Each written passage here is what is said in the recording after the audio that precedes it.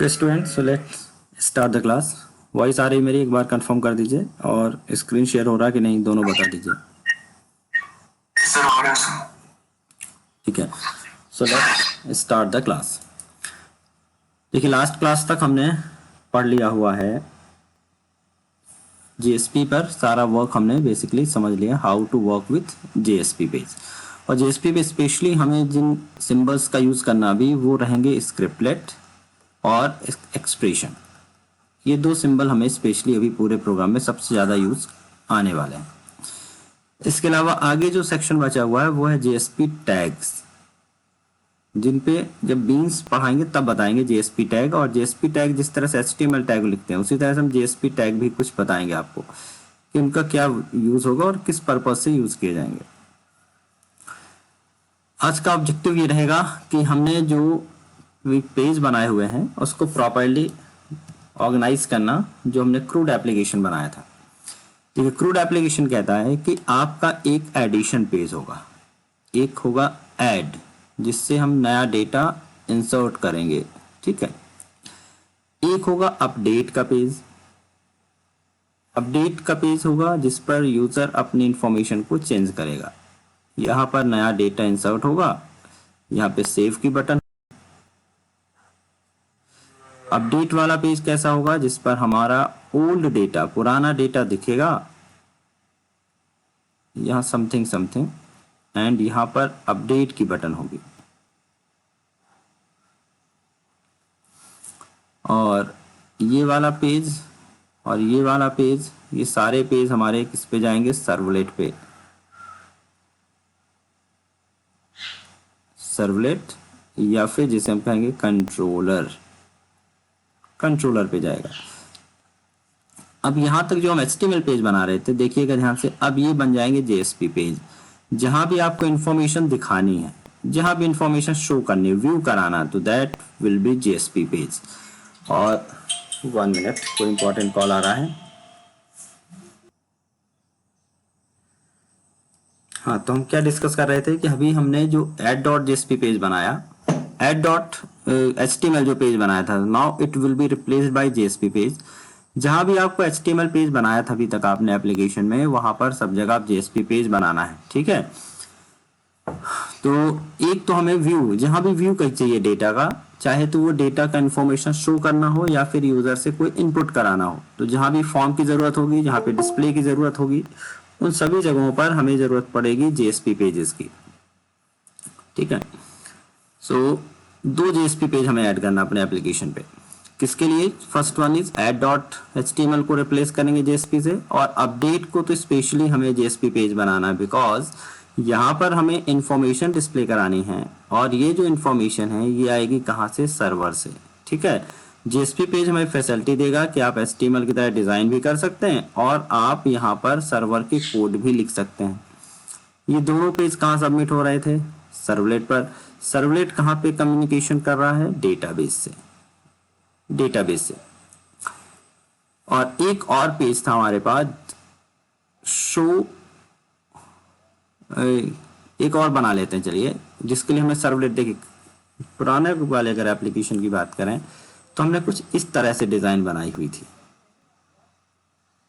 ध्यान से देखते जाइएगा, हमने इस तरह से डिजाइन बनाई हुई थी अभी तक, जिस पर यहाँ पर हमारे स्टूडेंट्स की लिस्ट आ रही थी, यूजर्स की लिस्ट आ रही थी, सॉरी।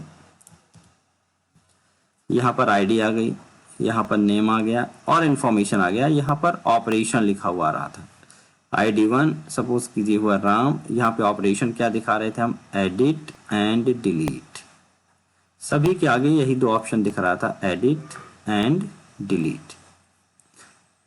3 पे भी वही ऑप्शन आ रहा था, edit and delete.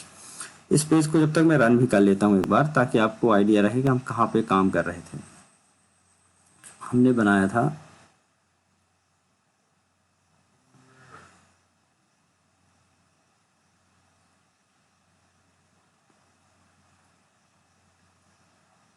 I think data servlet था। देखिए, डेटा सर्वलेट में हमने डू गेट में किसकी कोडिंग की, डिस्प्ले कराने की, सेलेक्ट ऑल फ्रॉम स्टूडेंट्स, इस तरह से बनाया था। सब सारा काम अभी सर्वलेट पे हम कर रहे थे। तरीका था वो भी ठीक था, बट सही तरीका ये नहीं है। सही तरीका समझ रहे हैं हम, जब भी डिस्प्ले की बात होगी, देखिए तो इसका भी नाम मैं कर देता हूं show users dot JSP page. देखिए जहां भी एक चीज दिमाग में सेट कर लीजिए, जहां भी व्यू का काम है, जहां भी मुझे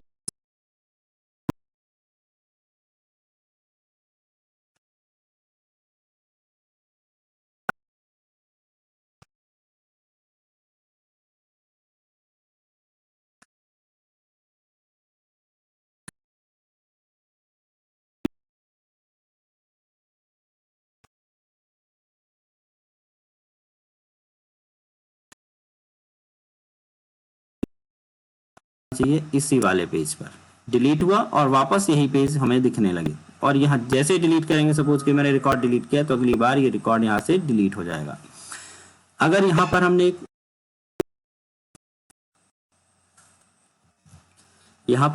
हाइपरलिंक बनाई थी, ऐड न्यू रिकॉर्ड।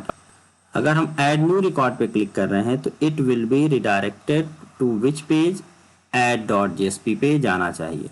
सपोज कीजिए कि this is the first add.jsp पे हुआ, फिर हमने दूसरा लिंक के एडिट पे क्लिक किया तो एडिट वाला जेएसपी हुआ। एडिट के बाद ये ऑटोमेटिकली सबमिटेड होगा सर्वलेट पे। सर्वलेट के बाद चौथा काम क्या हुआ, ये वापस यहीं पे आ गया। देन मुझे डिलीट करना है, तो फिफ्थ वर्क हमने क्या किया, डिलीट किया तो वापस सर्वलेट पे गया, लेकिन सर्वलेट के बाद ये सिक्स्थ वर्क में ऑटोमेटिकली कहाँ पहुंच गया, वापस से ही पहुंच गया। तो अभी तक हमने सिर्फ एक सर्वलेट पेज बनाया, वर्क अभी भी हो रहा है। देखिए मैं जैम्प स्टार्ट कर लूँ, डिस्प्ले नहीं आ रहा क्योंकि दैट मीन्स डेटा हमारा चालू नहीं है अभी माई एसक्यूएल।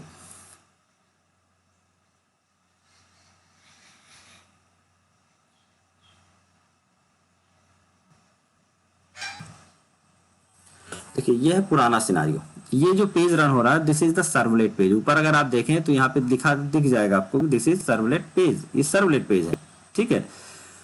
लेकिन सर्वलेट पेज नहीं होगा, जब भी आपको डेटा शो करना वहां पे जेएसपी पेज होना चाहिए। अभी हम ऐड मोड रिकॉर्ड कर रहे हैं तो ये एचटीएमएल पेज खोल रहा है, चलो इसको तो हम एचटीएमएल रहने भी दें, कोई दिक्कत नहीं है। लेकिन जब आप यहाँ पे एडिट पे क्लिक कर रहे हैं तो अगेन मुझे सर्वलेट चलाना पड़ रहा है। मैंने एक सर्वलेट बनाया था किसके लिए, अपडेट फॉर्म के लिए।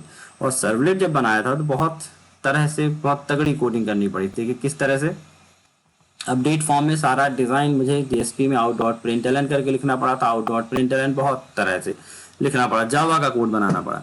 तो डिस्प्ले के लिए आसान होगा कि हम जावा नहीं बल्कि एचटीएमएल का कोड यूज करें। और एचटीएमएल का कोड हम कहाँ यूज कर सकते हैं, जेएसपी पेज पर। तो नाउ अब सिनारियो क्या रहने वाला है, देखिए add.jsp बनेगा, update.jsp बनेगा और show users.jsp बनेगा। शो यूजर्स में सारा इन्फॉर्मेशन आना चाहिए। ये कहाँ से आना चाहिए, डेटाबेस से। तो इनडायरेक्टली शो यूजर कहाँ से लेके आएगा डेटा को, सीधे डेटाबेस से लेकर आएगा।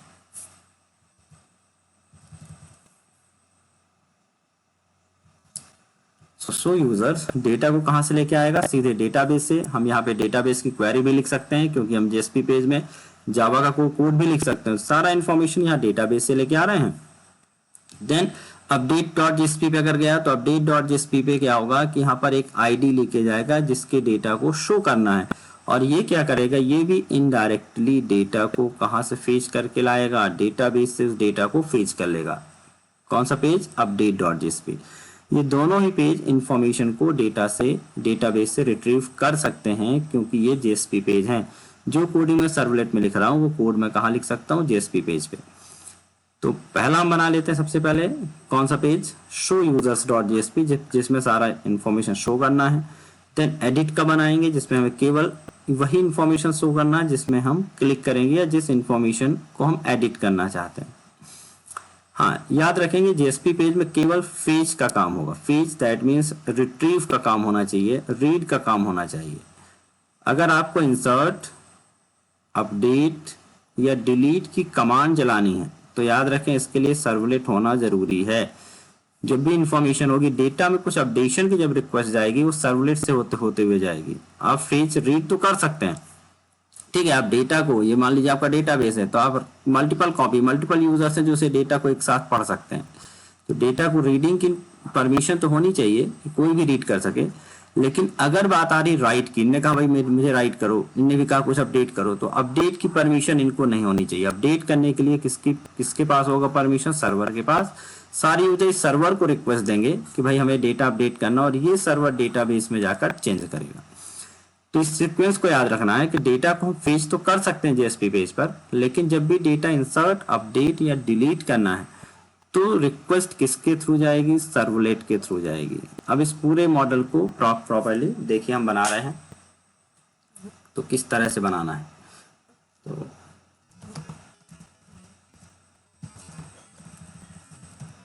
CRUD using JSP and servlet।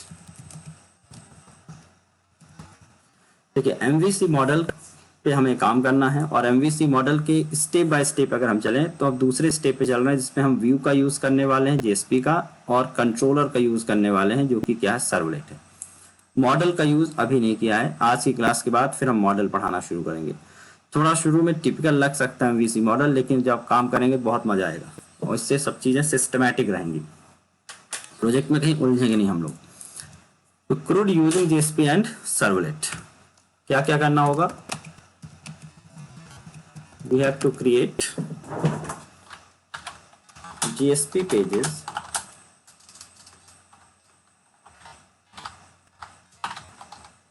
wherever we want to show information or user interface।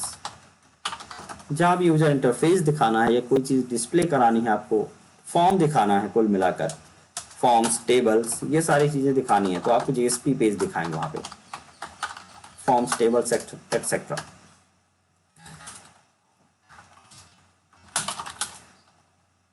We can write all the Java or JDBC code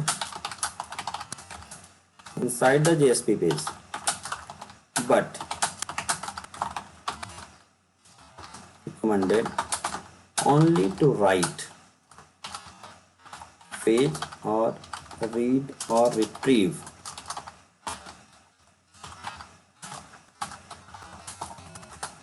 inside JSP page. हमें सिर्फ कौन सी क्वेरी लिखनी है JSP के अंदर? जो डेटा को रीड करने वाली क्वेरी होगी। दैट मीन्स सेलेक्ट कमांड से रिलेटेड जो काम होगा वो JSP पेज में कर सकते हैं, दिखाने का।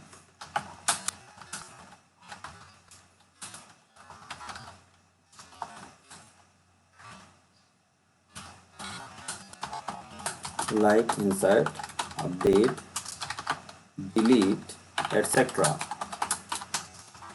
must be performed using servlet। Any JSP page will request to servlet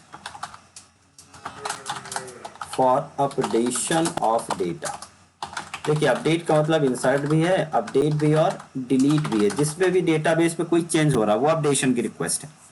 तो अगर JSP को कोई अपडेट करना है, कोई चेंज करना है डेटाबेस में, तो JSP खुद नहीं करेगा, किसको रिक्वेस्ट करेगा? सर्वलेट को। ठीक है, JSP किसको रिक्वेस्ट करेगा? सर्वलेट को।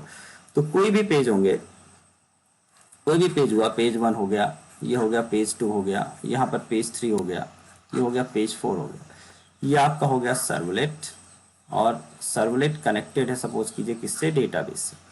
ठीक, अगर आप यहाँ पे कुछ रिक्वेस्ट कर रहे हैं अपडेट की, तो यहाँ पे ये रिक्वेस्ट करेगा सर्वलेट से, ये भी रिक्वेस्ट करेगा किससे? सर्वलेट से, ये भी किससे रिक्वेस्ट करेगा? सर्वलेट से, अपडेट करने के लिए रिक्वेस्ट।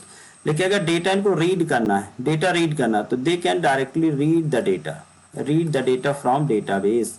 डेटाबेस से डेटा रीड तो कर सकते हैं, लेकिन डेटाबेस में डेटा राइट करने की परमिशन JSP पेज को या किसी भी पेज को नहीं होती, क्योंकि वहां पर हमें सेशन भी आगे जाके मेंटेन करना होगा, ऑथेंटिकेशन देखना होगा, यूजर आईडी पासवर्ड देखना होगा, ये बंदा वैलिड है कि नहीं है। क्योंकि ऐसा भी होगा डेटाबेस में, जब आप कोई प्रोजेक्ट वर्क करते हैं तो कुछ इन्फॉर्मेशन ऐसी होती है जिसे आप व्यू तो कर सकते हैं, लेकिन आप अपडेट नहीं कर सकते। अपडेट वही करेगा जिसकी प्रोफाइल है। ठीक है, जैसे अगर आप फेसबुक में कोई चीज देख रहे हैं तो आप किसी की प्रोफाइल चेंज देख सकते हैं, बट आप चेंज नहीं कर सकते। तो यही कॉन्सेप्ट यहाँ लगाना है कि आप देख तो सकते हैं डेटाबेस से, बट अपडेट करने के लिए आपको पहले लॉगिन, और लॉगिन के बाद ऑथेंटिकेशन के बाद ही अपडेट होगा, यहाँ पर चेंजेस होगा, और ये काम कौन करेगा? सर्वलेट। ठीक है, तो वही चीज मैंने लिखी हुई है, any JSP page will request to servlet for updation of data. Updation that means insert, update और डिलीट कमांड से रिलेटेड जो भी क्वेरी होंगी। So let's start the working। What to do, क्या क्या करना पड़ेगा हमें। First of all create a display page to show the list और table of all the users.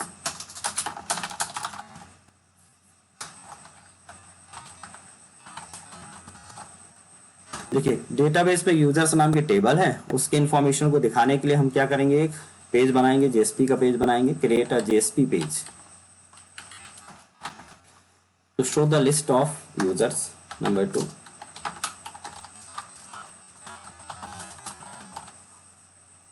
create another JSP page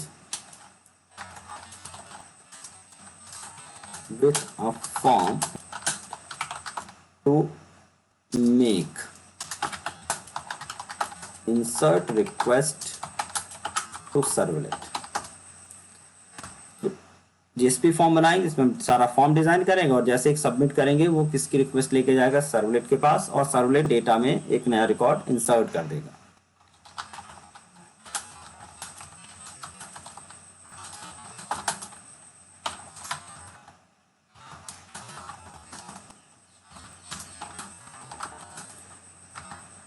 create a JSP page for updation of record.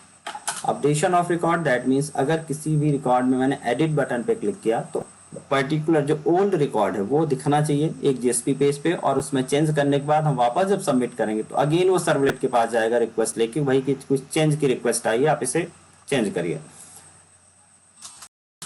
Here we will fetch और read the data of specific ID, जिसकी भी request आई हुई है update की, उसकी specific ID का data fetch करेंगे from database and show them inside some input control. कुछ इनपुट कंट्रोल के अंदर उनको शो करेंगे where user can change the data and request servlet. जब भी रिक्वेस्ट की बात करेंगे तो समझ लेना हम सबमिट की बात करें, वहां पे एक सबमिट की बटन बना के रखेंगे हम और सबमिट पे क्लिक करेंगे, रिक्वेस्ट सर्वलेट फॉर अपडेशन। तो डेटा पेज में आएगा कहां से, डेटाबेस से, लेकिन चेंज करने के बाद अगर मैं सबमिट करूं अपडेट द रिकॉर्ड तो सर्वलेट के पास रिक्वेस्ट लेके जाएगा और सर्वलेट आगे उसे रिक्वेस्ट करेगा। एंड फोर्थ टास्क होगा डिलीशन ऑपरेशन।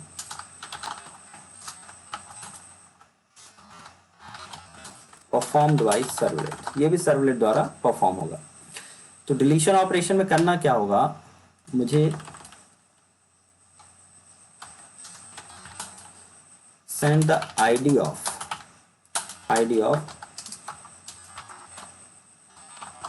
पर्टिकुलर यूजर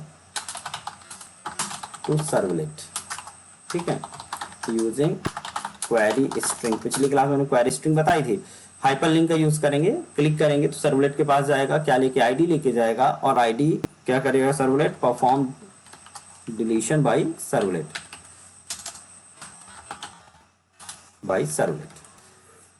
अब कुछ चीज और ध्यान रखना आपको, सर्वलेट में दो मेथड हैं, do get and do post. Do post का काम क्या करेगा, इंसर्ट कमांड चलाना एंड अपडेट कमांड चलाना, जहां पे मल्टीपल डेटा आ रहा है, ठीक। अब जैसे इंसर्ट कमांड चला रहे हैं तो ID, name, user name, password, बहुत सारा डेटा आएगा, तो जब बहुत सारा डेटा आएगा तो उसे हम पोस्ट रिक्वेस्ट से लेके आएंगे और उसे इंसर्ट की कमांड हम डू पोस्ट में करेंगे, अपडेट की कमांड भी डू पोस्ट में करेंगे। डू गेट का काम क्या क्या रहेगा, सिर्फ इतना सा रहेगा, फर्स्ट वर्ग डिलीट।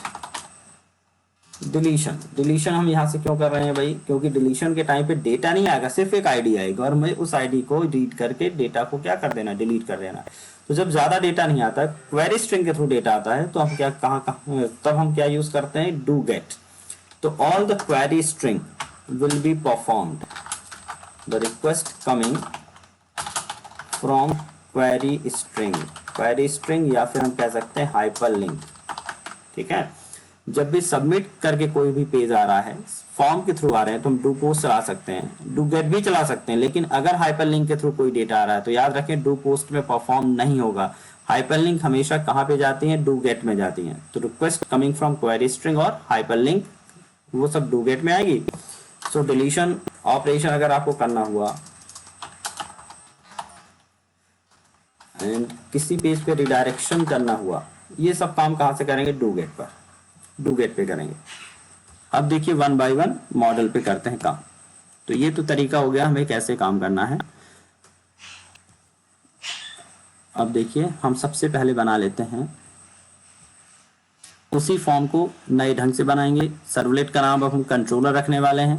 पिछली क्लास बता चुके हैं जितने भी सर्वलेट होंगे technically they are known as controller. जितने भी पेजेस होंगे view they are JSP they are known as view. जितने भी जेएसपी पेज होंगे वो जाएंगे वेब पेजेस में, और सर्वलेट कहाँ पे जाते हैं? सोर्स पैकेजेस में जाएंगे। सर्वलेट हम यहाँ पे बनाएंगे। देखिए हम एक वेब पेज बना रहे हैं और ये पहले सर्वलेट ही बना लेते हैं। देखिए हमने com.controllers बनाया था, हालांकि मेरे पास सर्वलेट ही बना हुआ पुराना वाला, बट उस पर कोई चेंज नहीं कर रहे हैं, पूरा नया मॉडल बना रहे हैं। तो हमने न्यू करके यहाँ पर एक सर्वलेट बनाया जिसका नाम कर दिया यूजर कंट्रोलर। ठीक है, user controller. Sir user controller क्यों नाम दिया? दैट मीन यूजर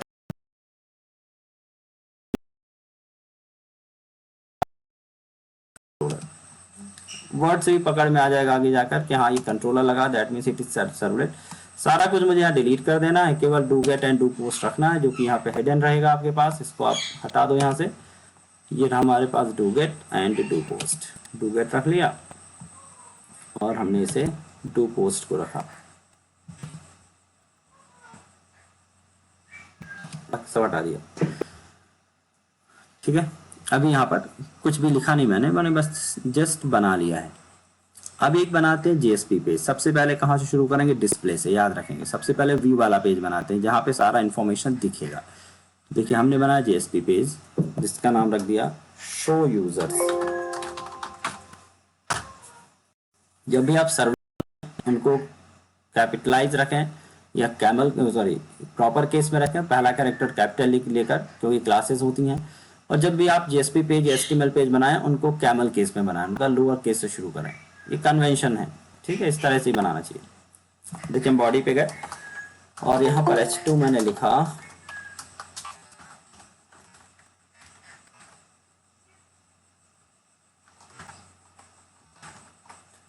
H2 लिखा लिस्ट ऑफ यूजर्स। ठीक है, लिस्ट ऑफ यूजर्स कौन से टेबल से आएंगी? यूजर्स टेबल से आना है। जेएसपी पेज है। अब जेएसपी पेज पे जब भी मुझे यूजर्स की लिस्ट चाहिए, सबसे पहले देख लेते हैं इन्फॉर्मेशन मुझे क्या क्या दिखानी है। तो मैंने एक दिन कहा था आप यहाँ पे सर्विसेज में जाइएगा। सर्विसेज के अंदर यहाँ पर आपको मिलेगा डेटाबेस, और हमने एक लिंक बनाई थी अपने डेटाबेस की जिस पर MySQL लोकल होस्ट कौन सा वाला था, आई थिंक ब्लॉग ये वाला है 7 AM वाला। आप इसको कर लेंगे यहाँ से कनेक्ट, ताकि आपको बार बार MySQL पर या कमांड प्रॉम्प्ट में जाने की जरूरत ना पड़े। देखिए 7 AM है। 7 AM के अंदर टेबल्स में कौन से टेबल थे? देखिए यूजर्स में कौन से ID, name, age, user ID, password, gender, hobbies, इतने कॉलम हैं। जबकि हमने कहा था आपको जब डिस्प्ले करेंगे तो हम पासवर्ड को डिस्प्ले नहीं करेंगे, बाकी हम सब कुछ डिस्प्ले कर सकते हैं। तो लिस्ट ऑफ टेबल पे दिखाने के लिए हमने यहाँ पे बना लिया table tag, width equal to 100% ले लिया, एंड बॉर्डर इक्वल टू ले लिया 2, सेल स्पेसिंग कर दी हमने 0। देखिए ये चीज आसान होती है यहाँ पे जेएसपी पे लिखने के लिए कि मुझे यहाँ पर out.println नहीं लिखना, नॉर्मल कोडिंग करनी। यही चीज सर्वलेट में लिखते हैं तो बहुत कई बार मुझे out.println लगाना पड़ता है, क्लोज ओपन क्लोज यही सब करना पड़ता है। तो ये बढ़िया है, सेल स्पेसिंग हमने कर दी 0। टेबल बन गया। टेबल के अंदर हमने बनाई पहली रो और यहाँ पे कुछ हेडिंग बना दी TH। सबसे पहला क्या बना दिया हमने? आईडी। देन हमें क्या चाहिए? Name, ID name. देन क्या था? यहाँ से हर चीज देखते रहते हैं भाई सर्विसेज में जाकर। ID name, age, user ID, gender, age, user ID, gender, और क्या दिखा देते हैं भाई? जेंडर हो गया, देन हॉबीज। बस इतने ऑप्शन दिखाना है यहाँ पर। डिस्प्ले करते समय पासवर्ड को डिस्प्ले नहीं करना है। तो देखिए हमारे ऊपर ऑप्शन रहता है कि हम क्या क्या दिखा सकते हैं, क्या क्या मुझे दिखाना है। It's totally depends on developer कि आपको डिस्प्ले क्या कराना है और इंसर्ट क्या कराना है। ये हो गया। अब लेकिन इसके बाद जो रो बनेंगी वो बनेंगी किसके थ्रू? डेटा। ये तो स्टैटिक था, मैंने डिजाइन किया, बट डेटा कहाँ से आना? डेटाबेस से। तो अभी हमने जब जेएसपी पढ़ा था तो याद करिए हमने कहा था कहीं भी जेएसपी आप स्टार्ट कर सकते हैं, कहीं भी लूप लगा सकते हैं, कहीं भी उसे क्लोज कर सकते हैं। तो यहीं पर इसके बाद हमने जेएसपी शुरू किया। ये देखिए स्क्रिप्टलेट शुरू कर लिया। दैट मीन्स यहाँ पे अब डेटाबेस जेएसपी का काम रहेगा। अब क्योंकि जेएसपी का काम रहेगा तो यहाँ पे किसका काम आ जाएगा? ट्राई का। try, and try always followed by a catch statement. Exception e। अगर कोई एरर आती है तो आपको यहाँ पे एरर को दिखा देना ई डॉट गेट मैसेज, अगर एक्सेप्शन आता है तो। ठीक है। अब देखिए ट्राई के अंदर ही मुझे कनेक्शन बनाना और डेटा को लेके आना है और इसके बाद लूप लगा के बहुत सारी आपको रो बना देनी है। अब यहाँ ध्यान से देखते जाइएगा, जिनने पढ़ा हुआ वो भी, जिनने क्लास मिस करी होगी वो भी, सब लोग ध्यान से देखें। सबसे पहला काम क्या करना है? क्या रहता है मुझे? क्लास डॉट फॉन नेम और यहाँ पे हमें लिखना है com dot JDBC dot MySQL dot driver. अब आगे जब काम करेंगे तो कनेक्शन क्लास, कमांड क्लास, इनकी सॉरी रिजल्ट सेट क्लास इनकी जरूरत पड़ेगी। तो यहाँ इंपोर्ट करना होगा जावा डॉट SQL डॉट स्टार को। और कहाँ इंपोर्ट करेंगे? इसके लिए मुझे जाना है टॉप पर और ये देखिए कि पेज पे जाना है, पेज डायरेक्टिव पर, और यहाँ लिखना है import equal to Java dot SQL dot star.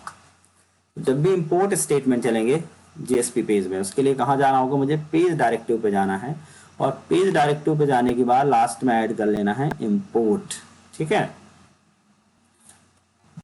अगली कहानी क्या होती है? हम बनाते हैं connection. So connection con equal to driver manager dot get connection. सबसे पहले एकदम यूआरएल रहता है JDBC MySQL लोकल होस्ट /3306। ये रहेगा हमारा डिफॉल्ट पोर्ट, नहीं भी लिखेंगे तो इससे काम हो जाएगा। और डेटाबेस का नाम है 7am। डेटाबेस हुआ। देन यूजर नेम हमारा रहेगा रूट। देन पासवर्ड कुछ भी नहीं है तो एम्प्टी। ठीक है। कनेक्शन बनाने के बाद हमें एक स्ट्रिंग बनाना होगा क्वेरी के लिए। SQL इक्वल टू जो भी आपको क्वेरी लिखनी है, हमने लिख दिया सेलेक्ट ऑल फ्रॉम यूजर्स। ये बन गई हमारी क्वेरी। ठीक। Select all from users. Query चलानी है तो आपको बनाना पड़ेगा prepared statement SMT equal to con dot prepared statement और आपने क्वेरी यहाँ दे दी। जब भी आप सेलेक्ट की क्वेरी चलाएंगे तो हमेशा याद रखेंगे एग्जीक्यूट क्वेरी फंक्शन चलाना होगा स्टेटमेंट के साथ, जो कि क्या रिटर्न करेगा? Result set. ये हम पढ़ चुके हैं। तो result set RS equal to SMT dot execute query. Data आ गया। अब जो डेटा आया है उसे लूप लगाकर मुझे दिखा देनी है। कहाँ पर दिखा देना है? इसी टेबल के अंदर। अब टेबल के अंदर दिखाना, देखिए भाई, तो यही TR बार बार रिपीट करना होगा और उस TR के अंदर TD लगाकर, ये देखिए पहला कॉलम था, पहला रो था, इसलिए हमने TH यूज किया ताकि हेडर बोल्ड आ जाए सब कुछ। तो यहाँ पर आपको क्या लगाना है? TD करके इनको प्रिंट करना है। तो देखिए अब यहाँ पे कहानी चेंज होगी। हमने लिखा while RS डॉट नेक्स्ट, जब तक नेक्स्ट चलेगा। ये मैंने लूप शुरू किया। अब लूप के अंदर मुझे कौन सा स्टेटमेंट चलाना है? मुझे चलाना होगा ये TR और TD। तो देखिए मुझे अब HTML फॉर्मेट में जाना है तो मैंने यहाँ पे स्क्रिप्टलेट बंद कर दिया और यहाँ से वापस स्क्रिप्टलेट चालू कर दिया। दैट मीन while लूप तो चालू है यहाँ पर, लेकिन अब यहाँ पर हम आ गए सिंटैटिकली JSP से बाहर। और JSP से बाहर है सिंटैक्स में, तो अब हम क्या लिख सकते हैं? नॉर्मल HTML का कोड लूप के अंदर ही लिखा है। दैट मीन्स ये चीज बार बार रिपीट होती जाएगी। TD फर्स्ट TD पे क्या लिखा हमने? वैल्यू प्रिंट करनी है % equal to RS dot get int. Column का नेम, सॉरी कॉलम का टाइप इंटीजर था फर्स्ट वाला, तो मैंने गेट इंट किया। Then TD। जब भी आपको प्रिंट करना होगा एक्सप्रेशन टाइप का यूज होगा RS डॉट। दूसरा क्या था? नेम। तो नेम क्या होगा? Get string. कॉलम का नेम क्या था? नेम। यहाँ जो मैं लिख रहा हूँ RS के बाद गेट इंट, गेट स्ट्रिंग, और ये जो लिख रहे हैं these are the name of column. So इनका नेम चेंज नहीं होना चाहिए भाई, इनका वही नेम होगा जो आपने यहाँ पे बनाया है, ठीक है।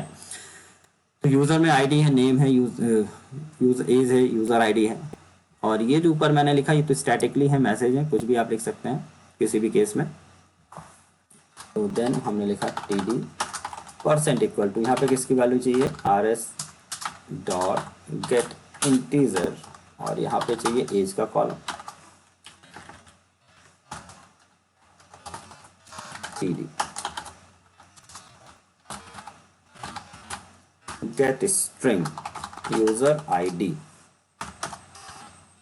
and td rs dot get string। अब क्या बचे भाई, name age, gender and password नहीं चाहिए था, यहाँ हॉबीज चाहिए थी, हॉबीज, पासवर्ड तो दिखाना ही नहीं हमें, हॉबीज। तो यहाँ पर हमने लिख दिया जेंडर,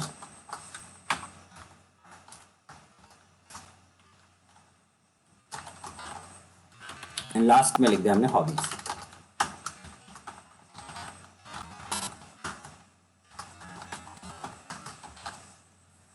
ठीक है, बस बन गया प्रोग्राम हमारा। तो देखिए वाइल लूप के अंदर ये पूरा TRTD आ गया, बार बार रिपीट होता रहेगा। JSP का सिंटैक्स हमें पता था, अगर ये चीज सर्वलेट में होती तो हमें यहाँ पे हर जगह आउट डॉट प्रिंटलन लगा के काम करना होता, और शुरू से ही हम आउट डॉट प्रिंटलन यहाँ लेके चलते। जबकि जिस JSP is a server side scripting language, it's a scripting language, that's why it gives us permission to use the syntax as a part of HTML code. तो आप एज HTML के code में part के रूप में इसको use करें। While के बाद जहां पर वाइल फिनिश हो गया आपको क्लोज भी करना है, तो connection dot close and statement dot close.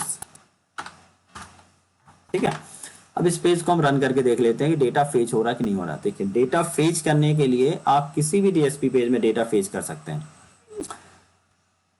Out dot right, ठीक है, देख लेते हैं कहाँ पे डिस्टर्ब हो रहा है।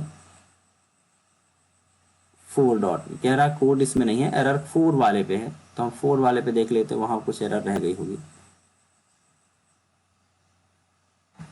इसके एरर वहां क्यों दिखा रहा भाई,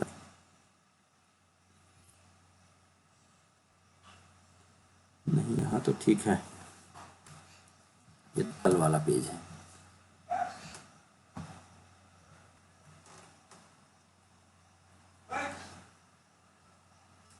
ID name age user ID gender hobbies, data नहीं आ रहा हमारे पास, डेटा नहीं आ रहा है, इसका मतलब कुछ एक्सेप्शन आया होगा, और अगर एक्सेप्शन आया होगा तो आप ग्लासफिश सर्वर पे जाइएगा, यहाँ पे देखेंगे क्या एरर आ रही, com.jdbc.mysql.driver। हाँ थोड़ा सा यहाँ गड़बड़ हो गया, नाम लिखना है com.mysql, JDBC नहीं लिखना है, com.mysql.jdbc.driver। अब हमने किया रिफ्रेश, ये देखिए डेटा हमारे पास आ चुका है। ये सारा जो इन्फॉर्मेशन है कहाँ से आ रहा है, डेटाबेस से आ रहा है। ठीक है, डेटाबेस पे नया रो अगर इंसर्ट करते हैं तो ऑटोमेटिकली एक नया रो ऐड हो जाएगा। क्लियर, तो ये रहा हमारे पास पहला JSP पेज बनाया। देखिए HTML पेज में हम बना नहीं सकते क्योंकि यहाँ पे क्वेरी चला नहीं सकते, और हमने सर्वलेट भी नहीं बनाया, हमने क्या बनाया, JSP पेज। ठीक है, मॉडल को दिमाग में लेके हुए चलना है कि बहुत सारे JSP पेज हो सकते हैं, डेटा सब कुछ रिट्रीव किया जा सकता है सभी पेज में डेटाबेस से, बट डेटा अपडेशन का काम नहीं होगा। तो देखिए हमने एक JSP पेज बनाया और JSP पेज में डेटा से डेटा यहाँ पर क्या कर लिया, रिट्रीव कर लिया डेटाबेस से। ठीक, पहला टास्क हो गया। अगर कोई फॉर्मेटिंग वगैरह करनी है तो आप यहीं पर स्टाइल आप लगा सकते हैं। सपोज कीजिए बॉडी में स्टाइल लगा दिया, हमने बॉडी पे लिख दिया फॉन्ट फैमिली, जो भी आपको फॉन्ट फैमिली चाहिए। फॉन्ट साइज अगर आपको बढ़ाना है, आप चाहते हैं सब 20px में दिखना चाहिए, तो इस तरह से आप यहाँ पर बॉडी में या फिर डिवीजन बना लीजिए, आप सेट कर लीजिए। लुक एंड फील आप थोड़ा सा CSS लगाकर या एट्रीब्यूट लगाकर चेंज कर सकते हैं। देखिए अब हमें करना है यहाँ पर ऐड न्यू रिकॉर्ड। सबसे पहले यहाँ पर ऐड न्यू रिकॉर्ड की बना लेते हैं बटन, और जैसे ही क्लिक करें तो एक बन जाना चाहिए फॉर्म। और एक चीज़ और यहाँ रखनी थी, हॉबीज के बाद मुझे ऑपरेशन दिखाने एडिट और डिलीट के, तो पहले हम यहाँ पे चेंज कर लेते हैं अपने टेबल पे गए और टेबल पर जाने के बाद हमने लिख दिया th ऑपरेशंस। इस ऑपरेशंस के ये तो हो गया हेडिंग वाला कॉलम। नीचे अगर आप आए तो इस td के बाद ऑपरेशन वाले के लिए हमने यहाँ पर 2 हाइपरलिंक ऐड कर ली। बाद में उनका जो URL है बाद में सेट करेंगे, बट हम लिंक बना लेते हैं और लिंक में हम लिख दिया हैश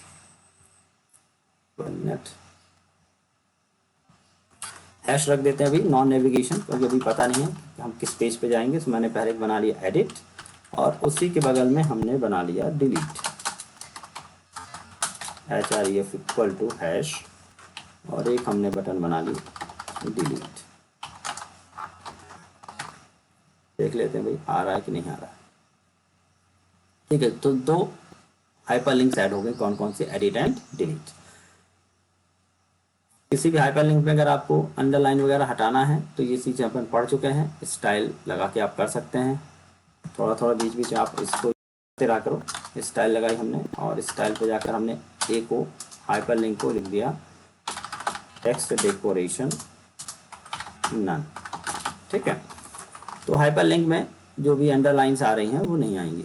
ये देखिए नॉर्मल से हाइपरलिंक आ गई, एडिट और डिलीट। अभी आगे जाकर इसको मैं आइकन लगा दूंगा यहाँ पर, एडिट का आइकन और डिलीट का आइकन। अब ये कहीं भी जा नहीं रही है लिंक। नीचे एक हाइपरलिंक बना लेते हैं। सब कुछ सही चल रहा है ना भाई? स्क्रीन शेयर हो रही है, वॉइस भी आ रही है, कुछ आगे पीछे तो नहीं हो रहा? Okay,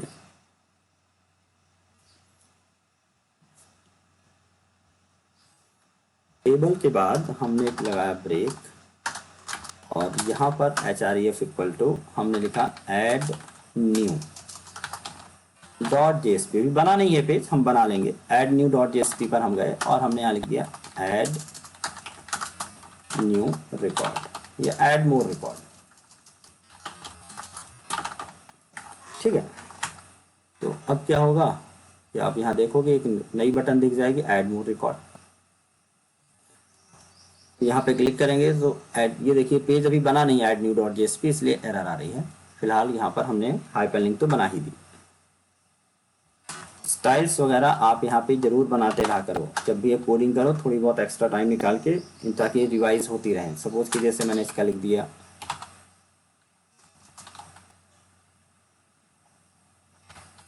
display line block, border style हमने कर दिया सॉलिड, बॉर्डर विड्थ कर दिया,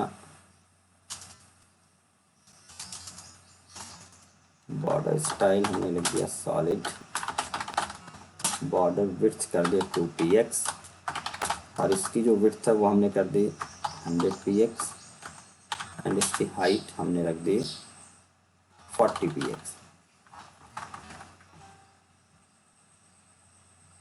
ऐड मोर रिकॉर्ड,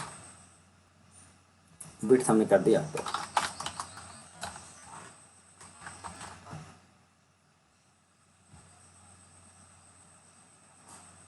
और आप इसका बैकग्राउंड कलर दे दीजिए यहाँ पर।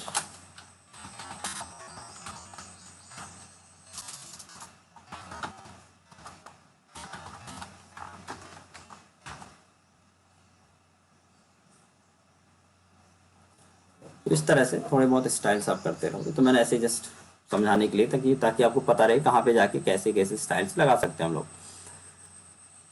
तो अब बना लेते हैं ऐड न्यू डॉट जेएसपी। हमें जाना होगा कहाँ पर? वेब पेज पर। तो जेएसपी पेज सारे के सारे वेब पेज पे बनेंगे और यहाँ पर इसका नाम हमने रख दिया ऐड न्यू। ऐड न्यू में सिंपल सा एक फॉर्म बनाना है, फिल द, या फिर हमने लिख दिया न्यू यूजर रजिस्ट्रेशन। तो मैंने यहाँ पे लिख दिया H1 न्यू यूजर रजिस्ट्रेशन। ठीक है, अब ये रजिस्ट्रेशन वाला हम फॉर्म बना चुके हैं तो हम दोबारा कोडिंग नहीं करेंगे, वहाँ से कॉपी कर लेते हैं।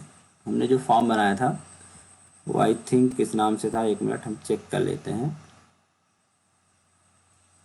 ये जो सर्वलेट वाला चल रहा था वहाँ से देख लेते हैं। सर्वलेट वाला तो हटा दिया लगता है मैंने। चलो भाई, किसी को आइडिया हमने किस नाम से बनाया था रजिस्ट्रेशन वाला पेज? शो यूजर तो बना हुआ है, यूजर फॉर्म बनाया था, ये देखिए, ठीक है, ये वाला यूजर फॉर्म बनाया था, इसमें वैलिडेशन भी लगाया हुआ था हमने, याद करिए, जिसमें हमने देखा था कि एम्प्टी नहीं हो सकता नेम, आईडी और पासवर्ड सेम होनी चाहिए, sorry password and confirm password same होनी चाहिए, पासवर्ड में एक अपर केस एक लोअर केस एक नंबर होना चाहिए, ये सारी चीज़ हमने पढ़ी थी, ठीक है, वही वाला फॉर्म, पूरा का पूरा फॉर्म मैंने यहाँ से सब कुछ कॉपी कर लिया, HTML से लेके सब कुछ, कुछ भी नहीं छोड़ा, तुम JSP पेज सब कुछ सपोर्ट करेगा HTML का। और ऐड न्यू पर सिर्फ उसको रिप्लेस किया मैंने पेज के बाद, ठीक है, पेज डायरेक्ट टू के बाद आपने पेस्ट कर दिया, पेज को लगा रहने देना है, डायरेक्ट JSP केवल एक पहचान है कि यहाँ पर क्या लगा होगा, पेज कंटेंट टाइप, इससे पता चल जाएगा कि ये क्या हमारा JSP पेज है। फॉर्म वही रहने दिया हमने, कहीं कोई चेंज नहीं किया मैंने, ठीक है। आगे जाकर बताऊंगा कि मैंने JSP बनाया क्यों इसे। तो जब भी सर्वर साइड से कोई दिक्कत हुई और सर्वर साइड से मुझे दिखाना है कोई इन्फॉर्मेशन, तो आप HTML पे तो नहीं बना सकते, बट JSP पे बना सकते हैं। कैसे समझाता हूँ मैं भी आपको। तो देखो ऐड मोर रिकॉर्ड किया, जैसे ऐड मोर रिकॉर्ड किया देखिए आपके सामने एक JSP पेज ओपन हो गया है, बिल्कुल वही पेज है जो कि हमने पहले बनाया था, HTML का पेज है। HTML और JSP में इतना सा फर्क है कि आप HTML केवल क्लाइंट साइड वैलिडेशन कर सकते हैं। क्लाइंट साइड दैट मीन्स आपने इसको एम्प्टी तो नहीं छोड़ दिया, आपने एज डाली जो रेंज में उसी रेंज में है या नहीं है, या फिर आपने पासवर्ड का पैटर्न सही डाला कि नहीं डाला, आपने यूजर आईडी का पैटर्न सही डाला कि नहीं डाला, ये सब HTML साइड है। आपने इसमें से कोई सेलेक्ट किया या नहीं किया, स्किप तो नहीं कर दिया, ये सब तो कर सकते हैं, बट कर क्या नहीं सकते HTML में। मान लीजिए कि मेरे पास ये यूजर आईडी ऑलरेडी किसी बच्चे ने रजिस्टर करके रख ली है और मैंने सेम वही यूजर आईडी डाला और यहाँ पर हमने रजिस्टर पे क्लिक कर दिया। अब यहाँ पर HTML को थोड़ी ना पता रहेगा कि ये यूजर आईडी ऑलरेडी टेकन है, लेकिन जावा को तो पता है, MySQL को पता है। तो अगर JSP पेज है तो यहाँ पे हम क्वेरी लगाकर ये भी चेक कर सकते हैं कि यूजर आईडी पहले से अवेलेबल तो नहीं है। That mean server side validation भी कर सकते हैं, जिसको हम अजाक्स में पढ़ने वाले हैं। तो जैसे हम यहाँ पे टैप करके आगे बढ़ें, तो जैसे आपने गूगल फॉर्म वगैरह देखा होगा, जब आप गूगल पे ईमेल बनाते हैं तो ईमेल आईडी लिखने के बाद सबमिट का इंतजार नहीं करता, जैसे आप आगे बढ़ते उतनी देर में चेक करके बता देता है आपको कि हाँ this ID is already taken, और सजेशंस देता है कि आप इसकी जगह पे ऐसा कुछ कर लीजिए। तो ये वाला जो कॉन्सेप्ट होगा जिसपे इसको हम वैलिडेशन करना सीखेंगे, ये केवल JSP से पॉसिबल है, HTML से पॉसिबल नहीं है। तो इंतजार ज्यादा नहीं करना, आप रुकिए, इस फॉर्म के बाद, इस क्लास के बाद अगली क्लास पे अजाक्स पे काम करना सिखा दूंगा मैं पहले कि किस तरह से बैकएंड से आप प्रोसेसिंग करते हैं, ठीक है। तो फॉर्म आ गया। अब ये जो फॉर्म जाएगा जब आप सबमिट करेंगे तो अब इसको चाहिए सर्वलेट कंट्रोलर, क्योंकि ये रिक्वेस्ट लेके जाएगा। हमने क्या कहा कि आप डेटा रीड तो कर सकते हैं JSP पे, लेकिन अगर आपको डेटा अपडेट करना है, कुछ सेंड करना है, सबमिट कराना है, सर्वलेट पे जाना है, तो आप कुछ भी नहीं करेंगे, आपको सीधे क्या करना होगा, सर्वलेट के पास रिक्वेस्ट लेकर जानी पड़ेगी। तो अभी जब ये सबमिट हो रहा था तो ये किसी और सर्वलेट में जा रहा था, अब हम अपने कंट्रोलर पे से भेजेंगे। जो दूसरा वाला JSP पेज, यहाँ भी थोड़ा सा फॉर्मेट हम कर ही देते हैं, फॉन्ट थोड़ा छोटा दिख रहा है, इसको सही कर लेते हैं हम, इसका भी फॉन्ट।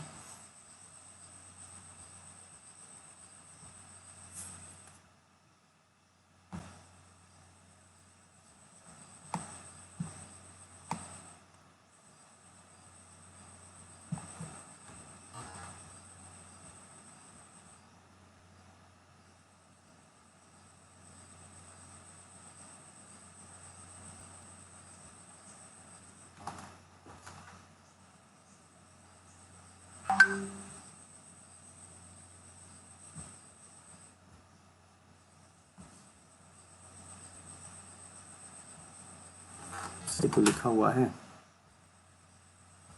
ये थोड़ा छोटा क्यों लिख रहा है,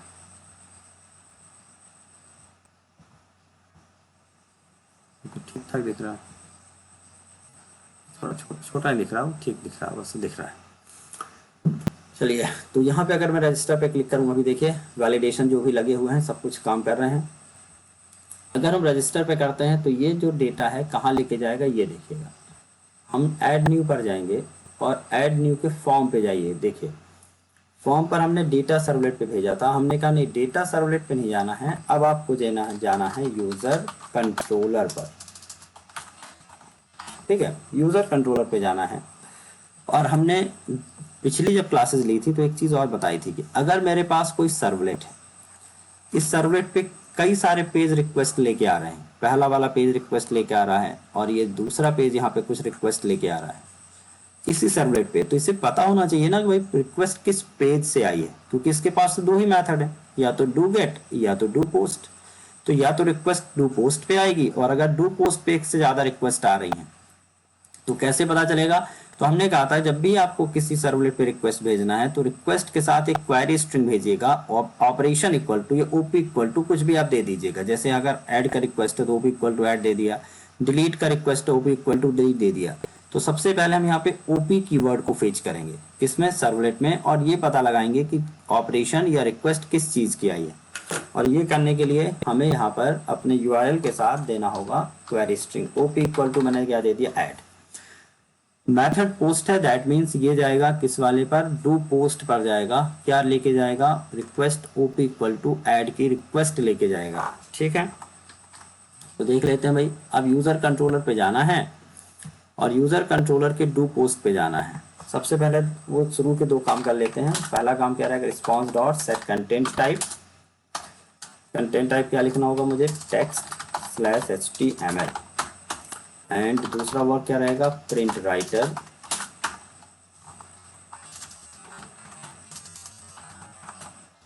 print writer out is equal to response dot get writer. हाँ, तो सबसे पहले मैंने क्या कहा कि आपको स्ट्रिंग, यहाँ भी ओपी इक्वल टू ले लिया हमने, रिक्वेस्ट डॉट गेट पैरामीटर। सबसे पहले किसको रीड करना, ओपी को ही रीड करना है और ये चेक करना है कि ओपी में क्या आया है। ठीक है, तो जब भी किसी भी हम जीएसपी पेज से आएंगे सर्वलेट पे, तो एक ऑपरेशन या एक ओपी नाम का कीवर्ड लेके आएंगे जिसको हम क्वेरी स्ट्रिंग कह रहे हैं। ठीक, यहाँ चेक कर लिया हमने, if OP not equal to null and OP dot equals नोट के से इक्वल भी लिख सकते हैं हम, ऐड। अगर ऐड की रिक्वेस्ट आई है तो यहाँ पर किसकी कोडिंग होने वाली है, पूरी का पूरा जेडीबीसी होगा एडिशन से रिलेटेड। अगर कुछ और आया होगा तो यहाँ पे एल्स इफ लगा के इस तरह से मल्टीपल ऑपरेशन डिफाइन कर सकते हैं। अभी हमने सिर्फ किसके लिए चेक किया, ऐड के लिए। अब ये वाला कोड भी हमने किया हुआ है, ठीक है, ऑलरेडी कर चुके हैं। किस पे, डेटा सर्वलेट पे हमारे पास लिखा हुआ था कोड। तो देखिए वही कोड हम यहाँ पर कॉपी कर लेते हैं, दोबारा लिखने की कोई ज़रूरत नहीं है, बच्चों को पढ़ा तो चुके ही हम। देखिए अगर यहाँ पर ओपी इक्वल टू ऐड आया था तो मुझे क्या करना होगा, सारा जितना भी फॉर्म का डेटा है, देखिए फॉर्म का सारा डेटा रीड करना है। देखिए request dot get parameter name की पहले कॉपी कर लेते हैं, फिर आपको समझा देते हैं।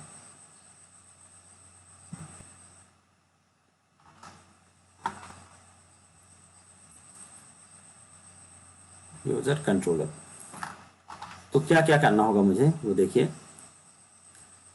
ऊपर इंपोर्ट करना होगा एसक्यूएल, तो जैसे मैंने कॉपी पेस्ट किया तो ऊपर सारा कुछ ऑटोमेटिकली इंपोर्ट हो गया। Import SQL dot connection, SQL dot driver manager, SQL dot prepared statement, सब कुछ इंपोर्ट हो चुका है। हमने देखा कि अगर यहाँ पर रिक्वेस्ट आई हुई है किसकी, ऐड की, तो first of all you have to read the forms data. आपने फॉर्म का डेटा पढ़ा। फॉर्म का डेटा क्या पढ़ा भाई, नेम आ रहा था, request dot get parameter name ले लिया, एज ले लिया, यूजर आईडी ले ली, पासवर्ड भी लिया क्योंकि डेटाबेस में तो पासवर्ड जाएगा, पासवर्ड लिया, जेंडर लिया और हॉबीज ली। हॉबीज के केस में क्या होगा कि आप जब यहाँ हॉबीज लिख रहे हैं तो बहुत सारे 4-5 चेक बॉक्स हमने लिए हुए हैं और इन सभी चेक बॉक्स का नेम तो एक ही जैसा है बट वैल्यू अलग अलग है। तो जब आप सिमिलर नेम से मल्टीपल वैल्यू सेंड करते हैं तो इसको रीड करने के लिए एक फंक्शन पढ़ाया था हमने, get parameter values. Get parameter values हमने क्या लगा, हॉबीज का, ये पूरी स्ट्रिंग रिटर्न कर देगा, एरे। तो it will return the array of hobbies. अब एरे तो जाएगा नहीं डेटाबेस में, कॉमा सेपरेटेड लेके जाना है, तो मैंने इस एरे को कॉमा सेपरेटेड कर लिया। ये देखिए हमने वेरिएबल लिया HBS और यहाँ पर हॉबीज से सारा डेटा लेके कॉमा सेपरेटेड कर करके HBS में ले लिया। ये डेटा आ गया। अब देना है मुझे कहाँ पर भेजना है, डेटाबेस में। तो डेटाबेस में भेजना है तो हम आगे कोडिंग करेंगे जेडीबीसी की। ये देखिए सारा जेडीबीसी रात। देखिए अब यहाँ पर क्वेरी बदल गए, इंसर्ट इनटू यूजर्स। क्या क्या इंसर्ट करना, नेम, आईडी हम इंसर्ट नहीं करना क्योंकि ऑटो इंक्रीमेंटेड है। तो name, age, user ID, password, gender and hobbies. और वैल्यूज के लिए हमने क्योंकि पैरामीटराइज क्वेरी बनाई हुई है, प्रिपेयर्ड स्टेटमेंट, तो सारा यहाँ क्वेश्चन मार्क दे दिया। और उसके बाद सभी क्वेश्चन मार्क के लिए हमने यहाँ वैल्यू सेट की। फर्स्ट क्वेश्चन मार्क के लिए नेम चाहिए, दूसरे क्वेश्चन मार्क पे एज को सेट करना, थर्ड पे user ID, password, gender and hobbies. ये सारा कुछ हम पढ़ चुके हैं पहले से ही, तो ज़्यादा एक्सप्लेनेशन की जरूरत है नहीं। यहाँ कनेक्शन को क्लोज करने के बाद जैसे ही आपका इंसर्शन कंप्लीट हो जाता है, आपको कहाँ चले जाना है, व्यू वाले पर। तो आपको लिखना है response dot send redirect. Send redirect कहाँ जाना है, जो हमने ऐड न्यू बनाया था, हमने कहा ऐड न्यू डॉट जेएसपी। तो डेटा ऐड करो और तुरंत कहाँ रिडायरेक्ट कर लो, ऐड न्यू डॉट जेएसपी पर। तो रिक्वेस्ट आई हमारे पास किसी भी सर्वलेट से, सपोज कीजिए फॉर्म था, फॉर्म से यहाँ पर ये ऐड वाला फॉर्म था, इसने रिक्वेस्ट किया सर्वलेट से, सर्वलेट ने डेटा उठाया, कहाँ डाल दिया, डेटाबेस में, और यहाँ से सर्वलेट ने भेज दिया किस वाले पर, उस डिस्प्ले वाले पर। किस वाले पे भेज दिया, डिस्प्ले वाले पे, जहाँ पे इंफॉर्मेशन शो हो रही थी। तो रिडायरेक्ट कर दिया सर्वलेट में किस वाले पे, डिस्प्ले वाले पर। और डिस्प्ले क्या काम कर रहा है, इस डेटाबेस से डेटा को उठा के दिखा रहा है। तो इसने क्या किया, डेटा यहाँ भेज दिया सर्वलेट ने, और डिस्प्ले क्या करेगा, यहाँ से डेटा को उठाएगा, तो ऑटोमेटिकली जो भी डेटा यहाँ इंसर्ट हुआ है यहाँ पे ऑटोमेटिकली हमें दिख जाएगा। तो देख लेते हैं भाई, यहाँ पर हमने देखा कुछ एक्सेप्शन होगा तो समझ में आ ही जाएगा। हमने एक नया रिकॉर्ड ऐड किया, कमल 20 kamal@gmail.com, kamal@123, kamal@123 में डांसिंग, और हमने ले लिया प्लेइंग। ठीक है, यहाँ पे हमने किया रजिस्टर। देखिए एरर तो कुछ नहीं आई, यहाँ पे यूजर कंट्रोलर पे ओपी इक्वल टू ऐड लेके जा भी रहा है। अगर इस तरह से कहीं कुछ भी अटकता है, समझ लीजिएगा कोई ना कुछ एक्सेप्शन आया है। और एक्सेप्शन कहाँ दिखेगा, आउटपुट में जाकर, और ये क्लास पे सर्वर पे जाकर नीचे आप देखेंगे द फाइल com.jdbc.mysql.driver। अच्छा वही गड़बड़ हो गया, ड्राइवर का नेम ही गलत लिखा हुआ है, com.mysql.jdbc, यहाँ तो ठीक लिखा हुआ है। तो कहाँ दिक्कत हो रही है भाई, एक मिनट,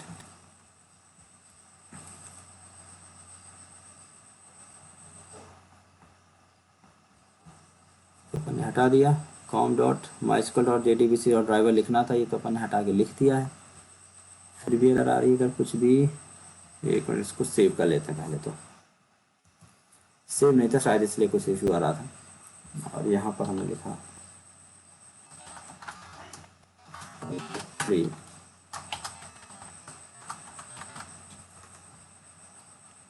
रजिस्टर। तो गड़बड़ हो गया, ऐड न्यू पर आ गया, जबकि ऐड न्यू पे नहीं भेजना था। गड़बड़ क्या हुआ, मुझे भेजना था डिस्प्ले वाले पर, ठीक है, शो यूजर्स पे भेजना था, show users dot JSP, show users dot JSP पे भेजना है। ठीक है, ताकि शो यूजर मेरा कहीं पे ओपन हुआ होगा, मैं वापस से ओपन कर लेता हूँ, वहाँ पे ये वाला रिकॉर्ड आ गया होगा, शो यूजर्स, आई थिंक ये रहा।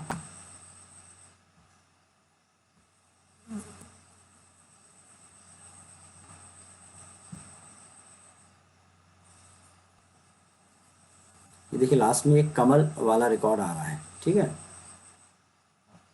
मैंने फिर से ऐड मोर रिकॉर्ड किया, एक बार और चेक कर लेते हैं, क्रॉस चेक कर लें। हमने यहाँ पे लिखा है रीता साहनी, एज हमने दे दी 18, और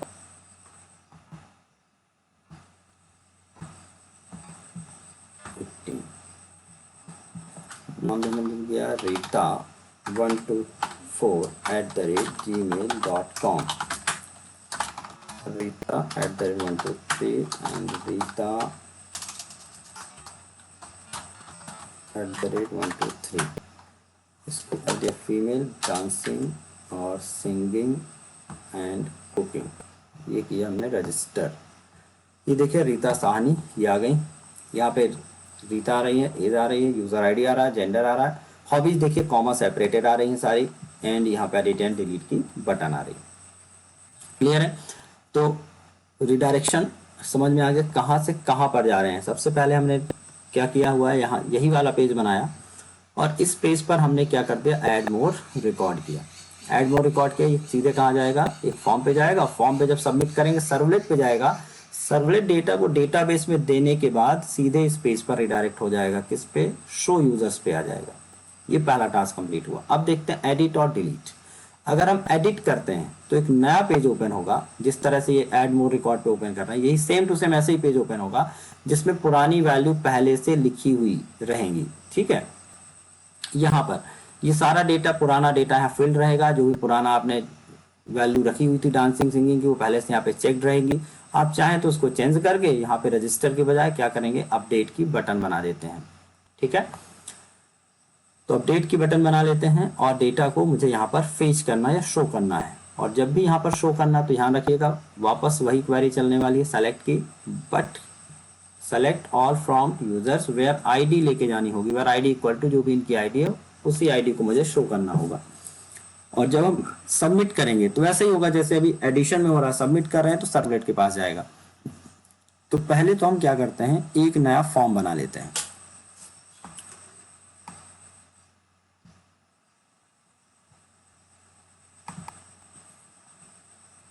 हम जाएंगे प्रोजेक्ट में और एक हमने वेब पेज बना लिया, सिंपल जेएसपी पेज, जिसका नाम हमने रख दिया edit.jsp या update.jsp, अपडेट यूजर।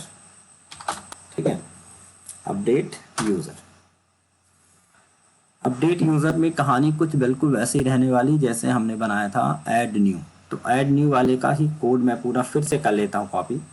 देखिए पूरा कोड मैंने कर लिया कॉपी कंट्रोल से, और मैंने ऐड यूजर पे जाके कर लिया कंट्रोल वी। जेएसपी पेज था, सब कुछ आ ही गया। टाइटल सिर्फ चेंज कर लेता हूं मैं, टाइटल को मैंने लिख दिया अपडेट यूजर।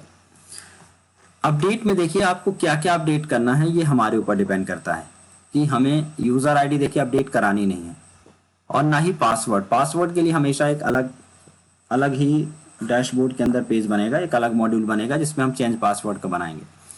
तो यहाँ पर सबसे पहले क्या करना है, अगर ये पेज ओपन हो रहा है तभी तो एम्प्टी ओपन होगा, खाली ओपन होगा।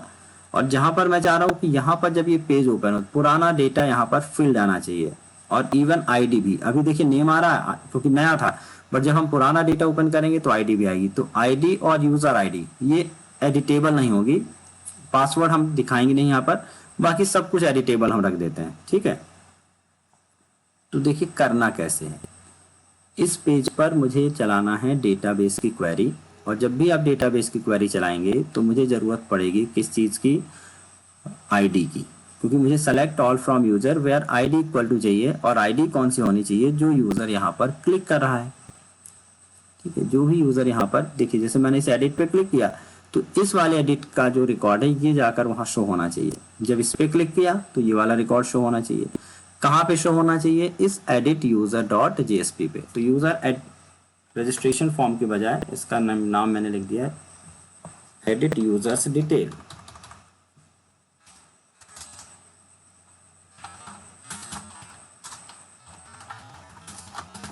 यूजर अपडेशन फॉर्म बना लेते हैं इसको।